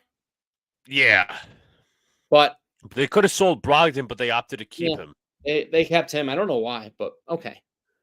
Sacramento Kings, the 8th in the Western Conference, obviously a stacked Western Conference, as we mentioned. They've taken a step back offensively. They're only 14th this year. They're 18th defensively, which is better. I'm thinking about the teams that are currently stacked in the Western Conference. Maybe they fight New Orleans for that 6th seed. I think they could be a playing team. I think they can. Okay. I still like De'Aaron Fox. I think he's a really excellent point guard, a guy who can, attack the rim and score, but he could also distribute and then Combine that with Domantas Sabonis, but actually, Luca, you mentioned sixth man of the year. This would be my pick. I really, really like Malik Monk. He's really fucking good. He's really grown into a special player ever since, he's been always such a raw scorer. I remember he was the same college team as De'Aaron Fox back in Kentucky. Oh, But yeah. he's really athletic and he can create his own shot. He can, take you off the dribble. He could step back for a throw. Like, he has really been a solid bench player that they've kind of, I forgot how they acquired him too, if I'm not mistaken. I'll tell you this. I'll tell you the timeline. He was with the Hornets. He was drafted by them. Mhm. They saw it. It was seen as a bust, a major bust. Yeah. Once he got out, he went to the Lakers, I think on like a 1 year That's or right. 2 year deal. Mhm. He was one of their best players in the year where they had Carmelo Anthony, Dwight Howard, all those guys. They went 37-45, missed the playoffs, but he was one of their bright spots. Went to the Kings, if I'm not mistaken, I don't think he didn't win sixth man of the year. Was a contender, but he still is, he's a very one of the best. He's my pick right now. That's fair. Him or Norman Powell. You could argue Norman Powell. So we'll throw them in play-in. Doesn't mean that they can't advance from that. But next up, the New York Knicks. Now, this is interesting. Now, you have to compare where we are right now. We're in really good playoff contender. But with this team stacked, you're talking about a healthy Julius Randle, a healthy OG Anunoby, healthy Mitchell Robinson, healthy Bojan Bogdanovic, healthy Donnie DiVincenzo, healthy everybody else. This team is depth worthy. They have the shooting. They have the defense. Again, we talk about when healthy because those guys still got to get healthy. Julius Randle, I think he'll be the first to come back. You have Anunoby, Mitchell Robinson, three guys key. My vote is really good and a playoff contender. That's my vote. Obviously, when they get healthy, we'll see what they do in the playoffs. They have to prove that to us. The New Orleans Pelicans. Now, you obviously have Zion, you have Brandon Ingram, Jose Alvarado, still a really good role player. 12 set one of the best defensive ratings in basketball, top 7, top 12 in offense. They're amidst a competitive Western team. Let me just pull out some of the numbers. Go ahead. I would give them a play-in team. I don't think they have the best spacing and shooting at times in their offense, but they do have some solid players. I like how you mentioned Alvarado, really one of the better perimeter defenders in the league. Ingram can score, and what Zion can do when he's 100%. Jordan Hawkins, I also like that draft. Yeah, he's been impressive too. But I'd say playing for them.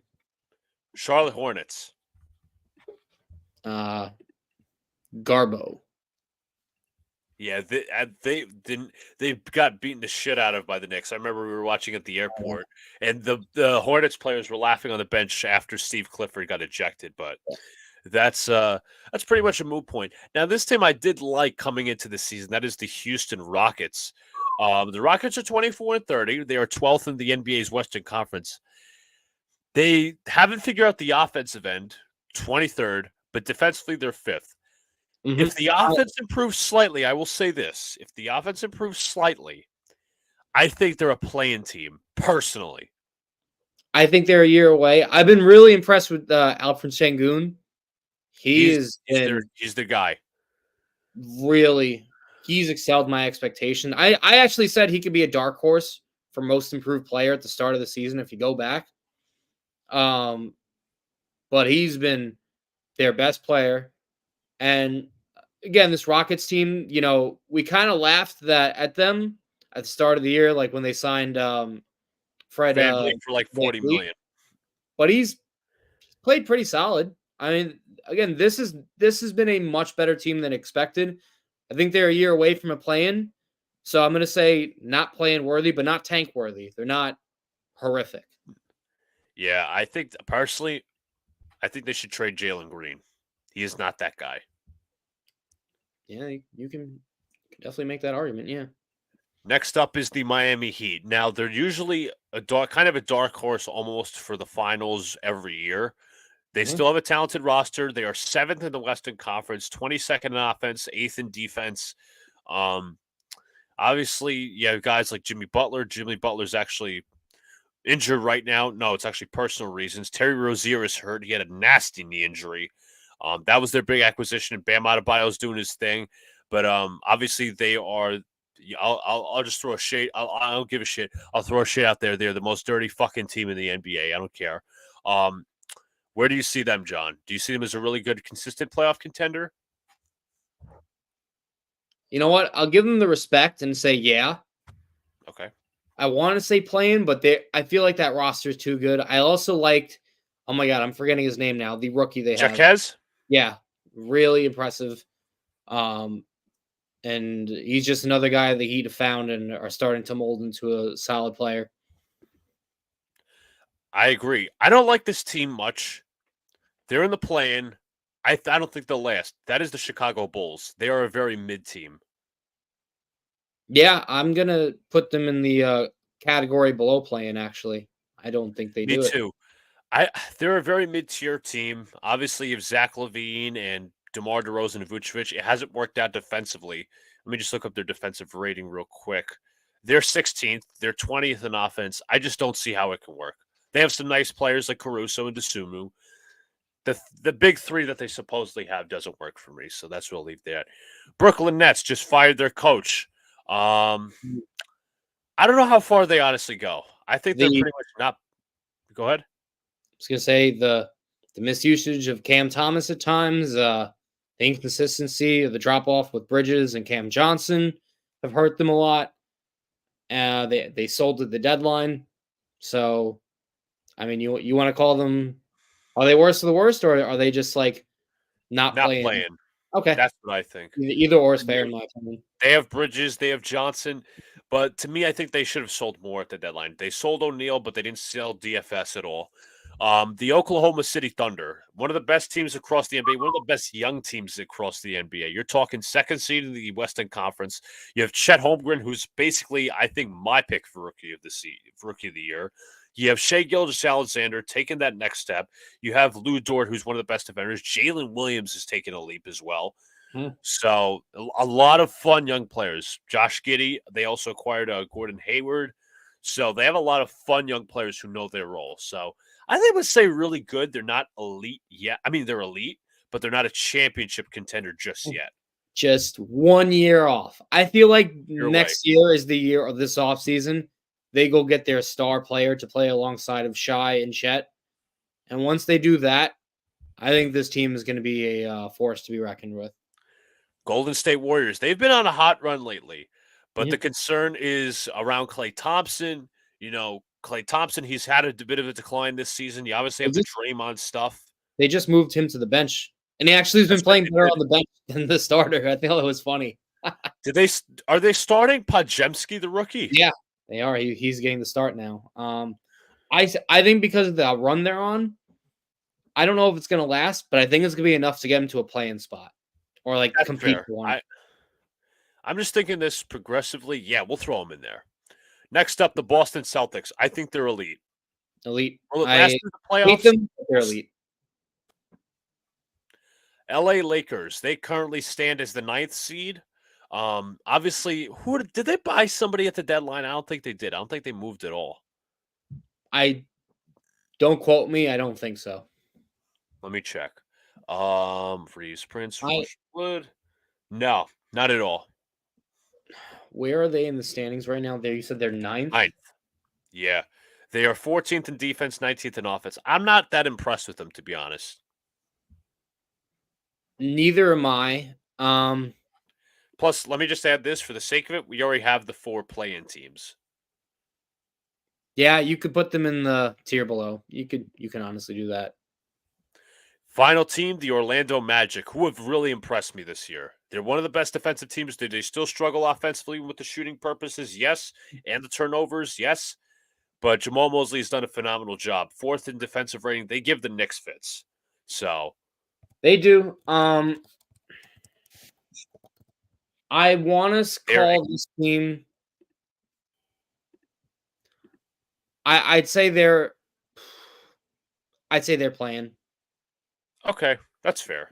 I'd say they're playing. Again, a lot of young talent, but they're also very lengthy. A lot of size. A lot of length. They didn't really do anything at the deadline. But this team really struggles to shoot, as you mentioned, some of the offensive struggles. They just don't really have like a knockdown guy that's gonna, hit big shots for them. Kind of like a Malik Monk role they could use. But absolutely. That's A lot of defensive gritty guys, but I'll save this. I'm gonna stop sharing. Do you want to do like a quick minute or two thoughts on the All-Star game? What do you think they should improve, or do you not want to do that? Because Adam Silver was visibly frustrated with how the All-Star game went. By the way, as John said, I spent 0 minutes watching any of the contests.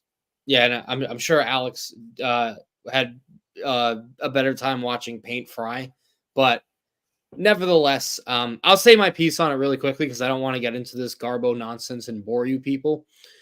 What I really hated this idea, but I'm starting to like it now because it's kind of embarrassing that I see players play pickup games harder in the summer workouts than the All-Star game. Because I feel like, and this is kind of going for all sports in my opinion, All-Star games are jokes. I used to love watching the skills competitions and the All-Star games as a kid when I was like 8, 9 years old growing up. I saw LeBron, I saw Kobe, I saw when it was hockey, I saw Crosby and Ovechkin, like whoever it was, didn't matter. I feel like they're all jokes, and gonna really sound. I don't want to say it, but at this point, you want to get players to start playing hard in the All-Star game. Have it determine home field advantage for playoffs.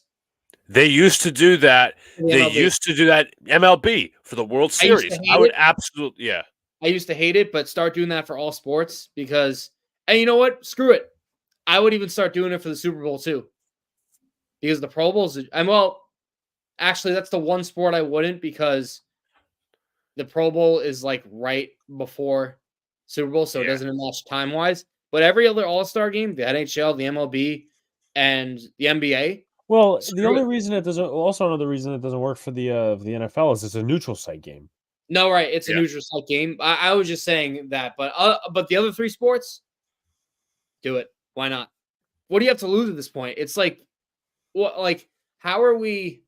Like, how is the NBA All-Star game appetizing to the fan? Because it's a practice. It's a glorified practice out there. Like people were like hyping up like Sabrina Ionescu and Steph Curry, and I'm like, that wasn't even that exciting. I'm not out to deny Ionescu is a 3-point shooter. She's probably I have no issue with her.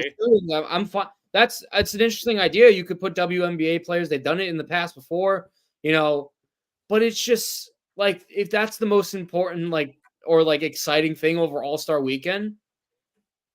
Sorry, I'm not watching it. The dunk contest isn't even good anymore. Remember, they used to have Blake Griffin, Dwight Howard, Jason Richardson, Nate Robinson, all those guys, Aaron Gordon, Zach LaVine. Now you got Jacob Toppin, Mac McClung, Jaylen Brown, obviously, I think won, but I thought it was it's McClung. not fun. I wouldn't know. I didn't watch. I did not watch. 1 second. If the NBA wants to change the All-Star game, here's an idea: have the NBA All-Star game take on the Harlem Globetrotters and make it a spectacle and entertaining. Well, guys are literally. I see videos there's a gym in New York, right? And guys like LeBron James, he's literally playing hard pickup games against strangers and other NBA players. It's like you're telling me you can compete for that, but you can't compete for somebody actually came up with the idea to eliminate the All-Star game entirely. Well, it's that and load management. But you know what's funny? You know what's really funny, Alex? I know they put the new load management rules in, but you can't tell me that how do I put this?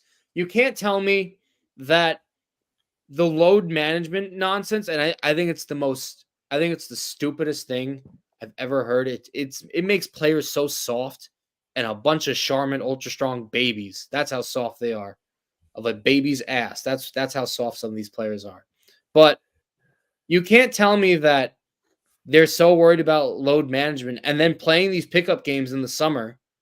Yeah. But then when it comes to the All-Star game, you say, "Oh, we got to protect our bodies. We can't get hurt now." And I would think like fans pay a shit ton of money to go see those Yeah, contests no, they do. in fucking middle of nowhere in Indiana, where people were actually complaining about the crowd not being like as loud or anything like that, just not having the proper environment. But at the end of the day, like it's not an appetizing watch for fans. Fans have no reason to watch the All-Star game. They don't want to see the stars. No. All right. That's my piece. I agree. I'll be right back. I just need to get some H2O. All right, so he's going to get some H2O, and I'm going to present this week's Prospect of the Week. Yes, I kind of spoiled it before when I was setting this up, but it is Jackson Powers Johnson of Oregon, offensive lineman. Now, he is, in my personal opinion, the best center of this draft. I collected some film on him and hope you guys will tune in to the little breakdown we got here. Water sucks. It really sucks. What's up, Drew? If you guys haven't already, please subscribe to Two Giant Goofballs. They do a great job over there. But this guy's projected to be taken probably within the late first round, early second round. I think the 49ers are definitely a fit. Any team that needs a center, really. Gatorade, yes. Gotta get your Gatorade. Not powder, not Powerade Gatorade. But anyway, I'm gonna go into some of the stuff here. But this season, JPJ, we got a chance to interview him. So I'm actually going to put that in the chat as we speak. The Jackson Powers Johnson interview, real nice guy. Hope all is well for him. So let me put this in the chat.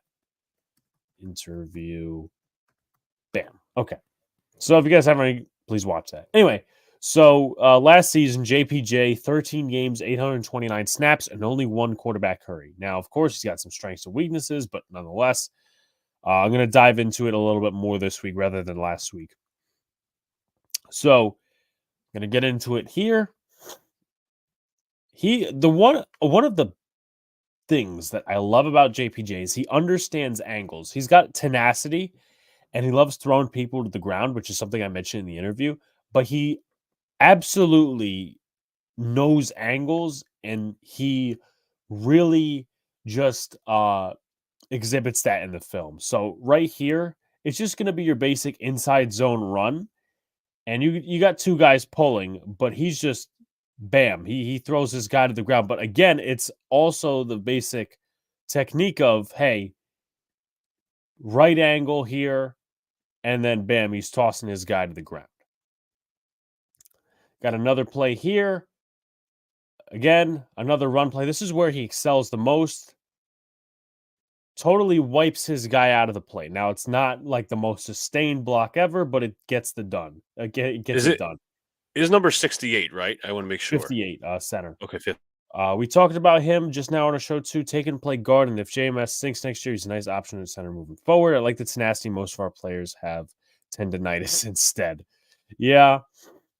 Or hamstring injuries, which, if you guys didn't know, JPJ actually tweaked a hamstring at the Senior Bowl. So he might fit in with the Giants. But nonetheless, and then a little extra after the play. He doesn't get penalized for it, but see the run happens, and then he goes into the ground. Here, again, another run play. Just some basic maneuvering. Totally wiping his defender out of the play. This one's another inside zone. And he's just, again, taking his guy off the ball. Nothing too crazy, but again, understanding angles and where the play is going. This one I love because it's not really about the angles part, but he's just blowing his guy by. Bam. And I don't know, I forget the running back's name. He's, I think his name is James Irving or something like that. He's supposed to be coming out in the draft. If he takes this hole to where the referee is, I don't think anybody is touching him. And that's, again, created by JPJ. So we'll do it one more time. Bam. But watch. Watch what happens. See, look, he stutters. He stutters a little bit. Now, he could have gotten trapped from behind. But I seriously think, like, if he evaded this tackle, he breaks left. He's gone. So,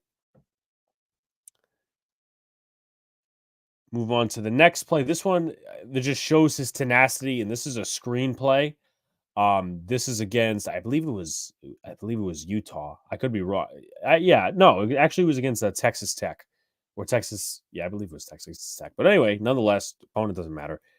He's going to be out in space here. You'll recognize who he is right there. Bam. Let's do that one more time. Bam. Now he's not quick, which we'll get into the weaknesses when we do, but he has the tenacity, as I've said 1,000 times. Tenacity, and he makes sure, because the running back is a little shifty here. He doesn't really know the angle he's going to go to, the hole. See right here, he could take the right side of JPJ. He could take the left side of JPJ. But JPJ maneuvers him anyway. He just knows. He just knows his IQ is high. Here's one. Blocking out in front. And again, like this play, it's not about tenacity. It's, yeah, maybe he could have blocked the guy down there. But what does he do to help out his running back? That's a legal block right there. Well, it's actually the tight end, but nonetheless. Here, and it's a bigger guy too. Now, he could get called for holding, as you did see that the little grasp of the jersey. But nonetheless, if it's not called, this guy's on the ground. And that's a touchdown.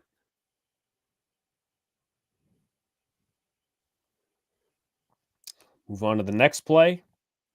Well, we'll get into pass protection right about here. And he's just got a good anchor.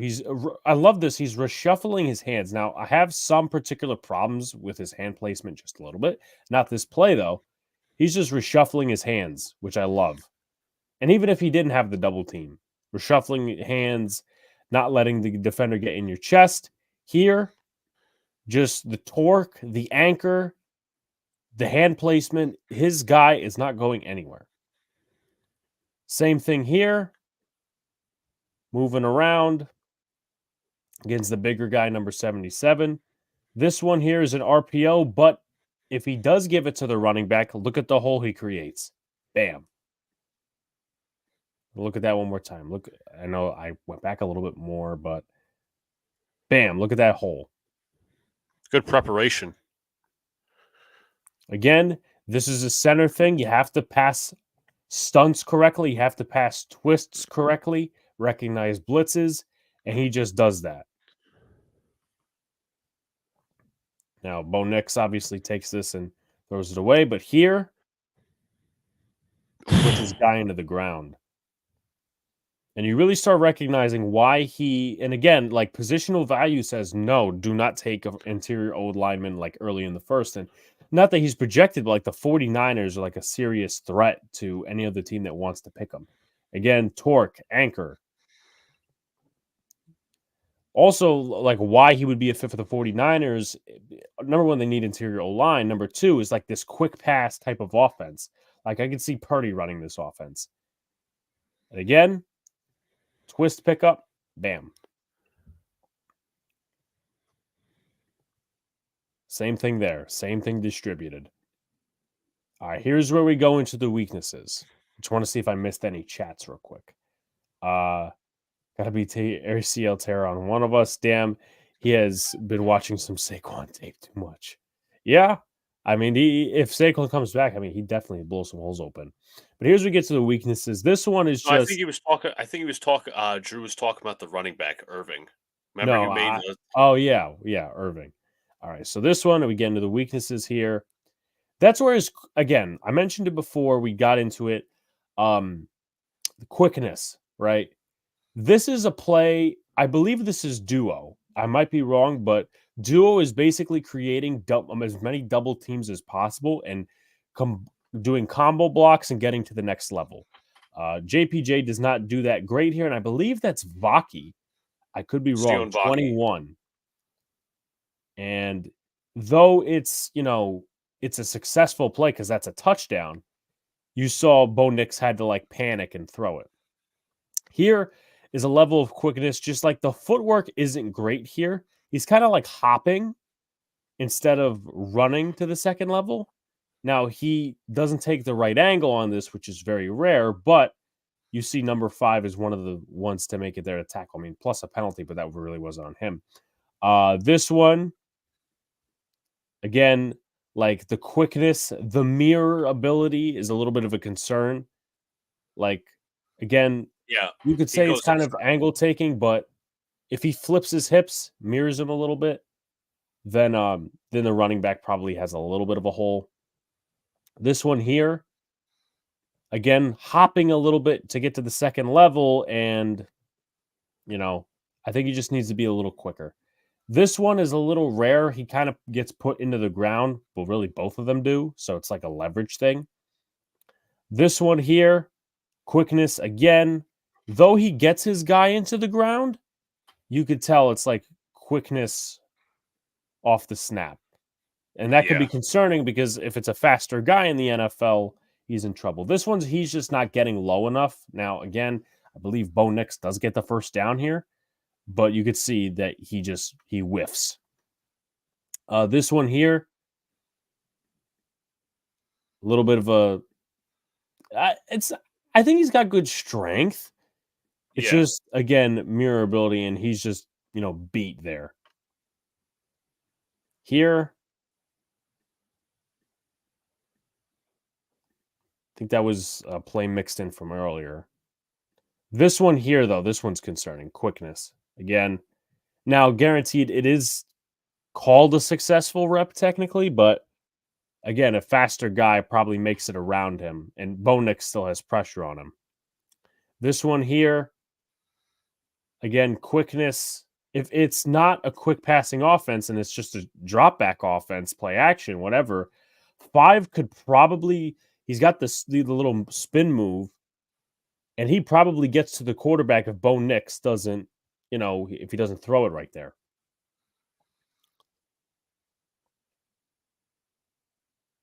So you got here, not great mirror ability. He didn't reshuffle his hands at first. You see, he only tried like reshuffling once, but you could tell the defender got in his chest, and Nix had to run because of it. This one here, not great angle taking. Mirror ability is probably the. He didn't move his feet either. Yeah, the feet could use a little work. And Nix throws us away, and I believe we got 1 or 2 more plays left. This one here, he just ducks his head, and he's going to he doesn't really give help to his right guard. Because if he has his head up and he's mirrored properly and in the best position, that guy doesn't even look like he's going to peek through, but he does. And that is the film on Jackson Powers Johnson, and I'll go over the rest of my scouting report. I said I've moved my ranks up because he was the best at the Senior Bowl, in my opinion. I said, probably, I'd say late first round, early second round. Strengths, attitude, willing blocker, strength, finding work, double teams, sealing off defensive tackles versus the run and taking angles. Weaknesses, a tad bullish home run rather than the simple block. Hand placement is one of them. Footwork on those plays you guys saw. And quickness is definitely one of them. In my summary, Jackson Powers Johnson definitely has the attitude to play center as well as the talent. He is a willing blocker and has the strength to put opposing defenders into the ground. In the running game, he's very good at sealing off defensive tackles and taking angles, distancing them from the ball carrier. He excels when it comes to finding work and double-teaming defensive linemen. On the flip side, I believe that hand placement is his biggest issue, along with quickness. While he didn't give up any sacks in 23, his issues with his hands will get him into trouble at the NFL level. He lacks sustainability by letting defenders get into his chest and going for the home run block rather than simply locking his hands on the opposition. He didn't get many sustainable opportunities in the quick offense that the Oregon Ducks ran. If the hand placement can be fixed, Powers Johnson can be a good center at the NFL with an aggressive attitude on every down. In my opinion, he can fit either a zone or a gap scheme, but it has to be run heavy for his development or like an RPO style. Whoever wants to provide first thoughts. Or some final thoughts on that. Right. It was funny because, Alex did the interview with him. I was the one who was the camera guy for Jackson Powers Johnson. But, to add on to the film we watched and based on everything I saw at the Senior Bowl, he's a guy with he's a big, obviously he's a big guy, but he's got a good frame for being a center. He's got really strong hands, and I think that's really important because at the NFL level, you're going to see a lot more guys that are a lot stronger. So you're going to have to take on a lot more double teams, a lot more stunts senior way, and you're just going to have to react quickly. I think that's something good that Powers Johnson does. I really liked when he just clears guys out. It shows the high motor tenacity, as Alex mentioned, but also he just, able to, like I said, react quickly and just, get one guy here and get one guy here, clears the pocket for the quarterback.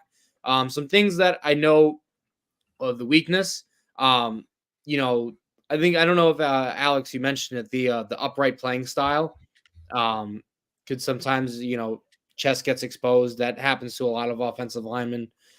He's not a really lanky guy. And maybe this is more biased just because when I did the interview, he doesn't really seem like he seems big, but he doesn't seem like he's got long arms. Yeah, But usually interior offensive linemen don't have long arms. They don't really do. And then, again, the quickness is the issue sometimes with him. But it's weird. He's not the quickest player, but he's smart and he reacts well, I should say. Okay, Luca.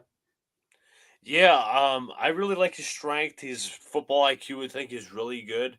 Obviously, the reshuffling hands is also a good quality, but again, he reminds me of like a typical running back, or at least to try to be a superstar running back. I know, obviously know he's an offensive lineman, but running backs want to get that 80-yard run.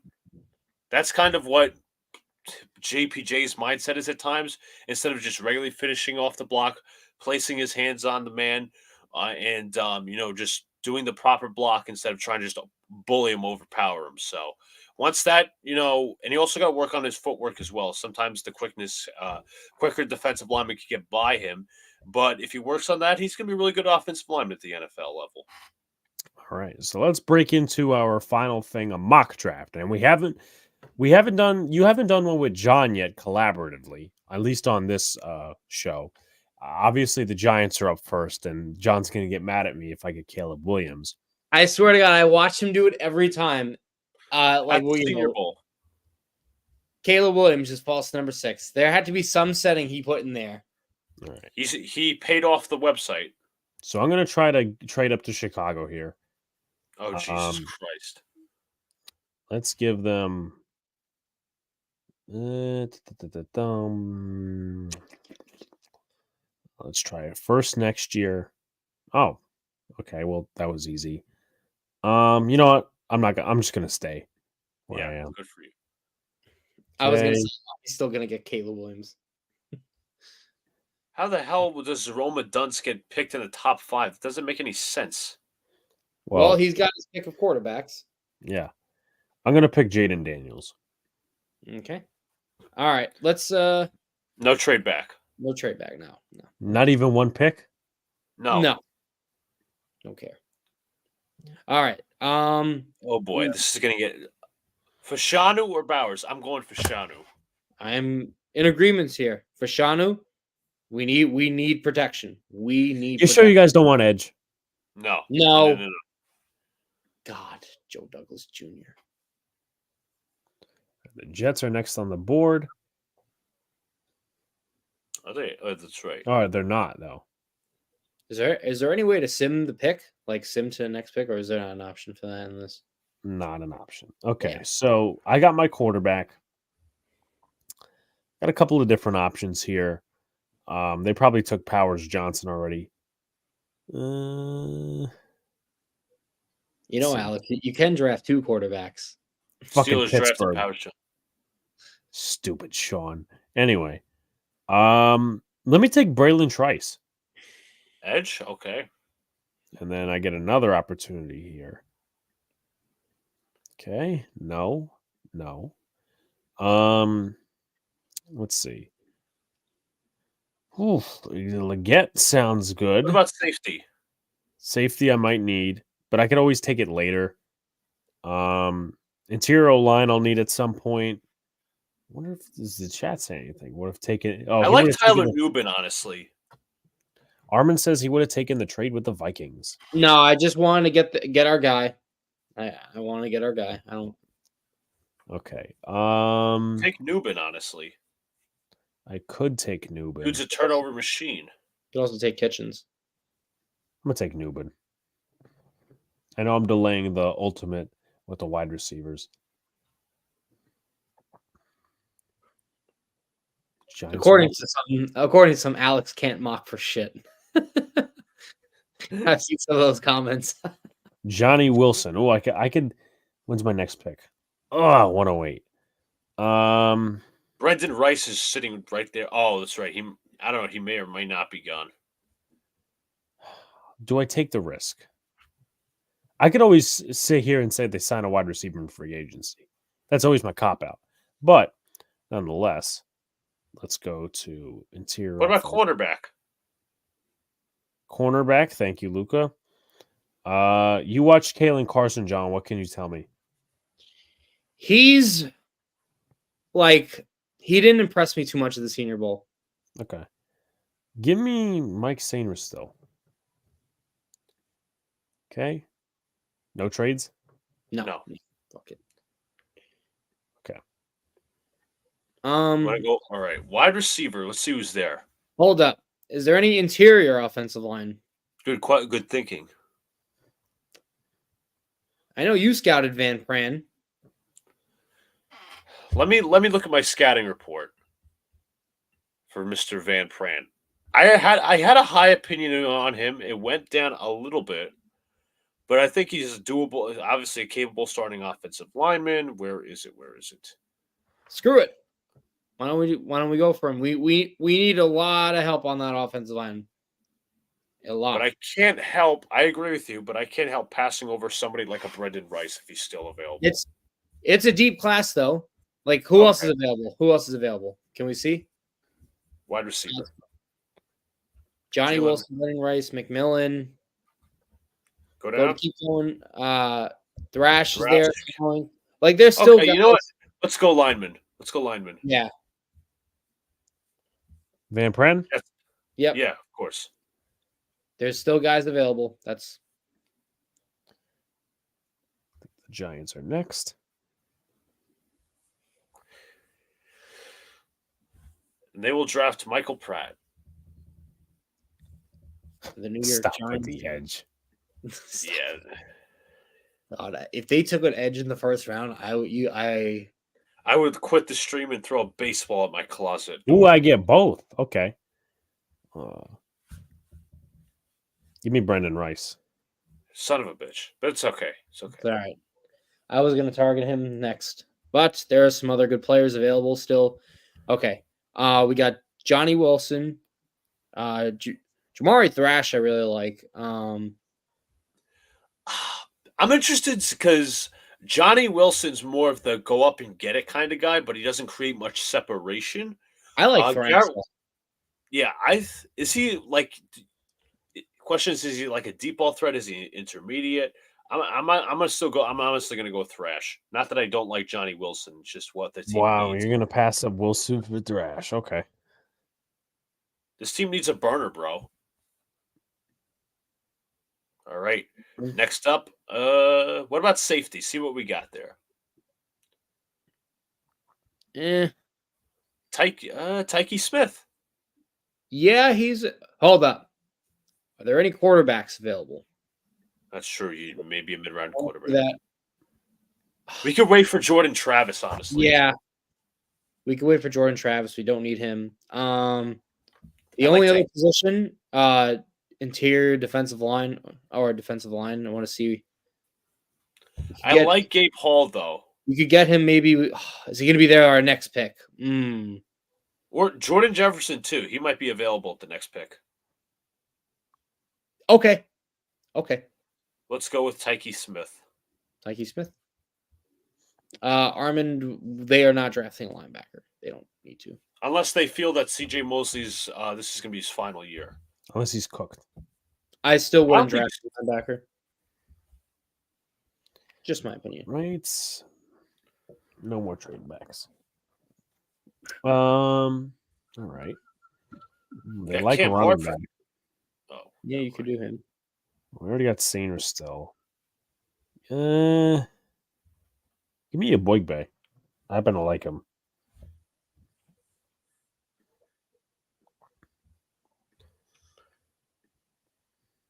And then the Jets are next. Scores are okay. I believe you guys are. We're at 185. You're at 187. So you're next. Okay. All right, the Giants, final pick of the draft. What have I not addressed? Wide receiver done. I can Running always back. say running back. Yeah. Dylan Johnson, not a big fan of him. Cody Schrader, thoughts? There's your guy, Dejan Edwards. think I it's knew what- he was going to go for him. I knew it too. I'm like, oh. the New York Jets. Can we see who's available? Okay. Let's go to. I want to see defensive lineman. I think that's something. There's Jordan Jefferson still. He's still available. Yep, You wanna- I would go Jefferson. Okay. All right. Jordan Jefferson. Then you guys get the irrelevant picks. So we got to get a quarterback after that. No, we'll get a developmental guy. Yeah, of course. We could take if is Carter Bradley still available? Yes. And Joe Milton. Well, we got to see don't- because this thing is still loading. Please take Milton, not Bradley. Not Bradley. Bradley.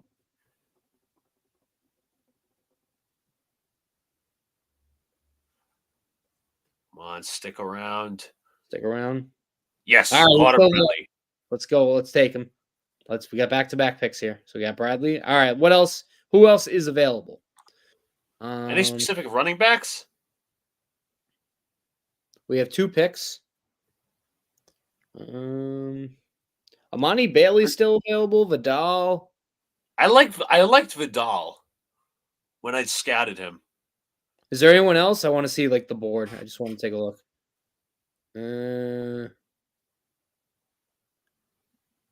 I kind of like Amani Bailey. Let me see what I got on Vidal because I did a scouting report. Frank Gore Jr. Jesus Christ. Armin clowning around. All right. This was Why is the- that- What Huh? happened?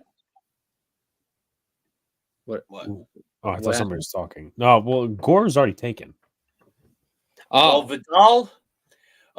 Here's some strengths and weaknesses real quick. Has the muscle to break through tackles, solid in blitz and pass protection. Has good vision, sees holes well, no limitations on scheme fit. Doesn't have elite speed, not quick on cutbacks. Sometimes can go east-west instead of north-south. okay. If we want, you can roll with Bailey. I mean, there's really no difference almost. All right. I want to roll with Imani Bailey.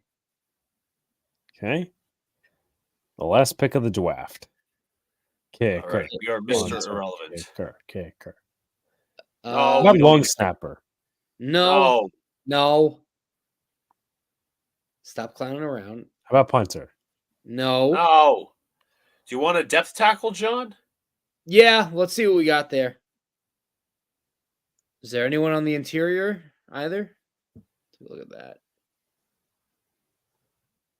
Not a lot of name recognition, personally. Okay. I'm trying to think. Is there any position that we need that we didn't? What about any other wideouts? Get double down, get another. Flournoy. Flournoy. Take a chance on him. Okay. A double up on receiver. Why not? C plus. What? Okay. They don't know what they're talking about. No, it's not John's fault. It's the draft. Clearly, they didn't watch the Senior Bowl or the So- process. For the Giants, Jaden Daniels, Braylon Trice, Tyler Newbin, Mike Samerstill, Brendan Rice, Justin Igboigbe, and Dejan Edwards. And then for the Jets, Oli Fashanu, Cedric Van Pran, Jamari Thrash, Tyke Smith, Jordan Jefferson, Carter Bradley, Imani Bailey, and Ryan Flournoy. Almost every pick of ours was an A or a B plus, except Flournoy, which these analysts don't know what they're talking about. Okay. Final He is- thoughts. There is one Jets report I will say in my finals thoughts to sum it up because you guys can sum up the show. I do not want Jamal Adams back.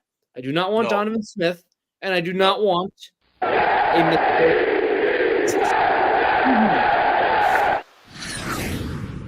not wants David Bakhtiari. There's been rumors of all of them.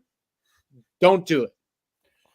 But Do it. I will say, in addition to that, I say no on all of them. I would not mind a Sam Howell flyer. I would not mind. He's not my top option. No. He's for the truth for Washington. No, I did. Shut it, Alex. I disagree completely, Luca. Why is that? I'm just curious. They need a veteran, not a young kid. But I think he's capable of taking over for a bit. But again, he's not. I don't know. That's why I said he's not. I'm not my top option. He's an inexpensive option because he doesn't earn much. This is a report. So with the franchise tag thing tomorrow, the Giants are unlikely to tag Barkley.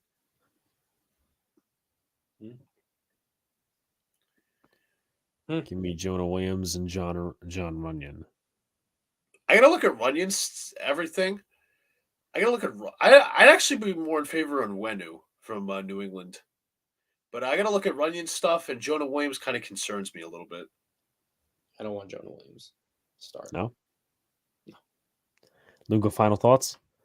Final thoughts. Good NBA talk with the tier maker. I saved it, so we'll revisit that after the season, obviously.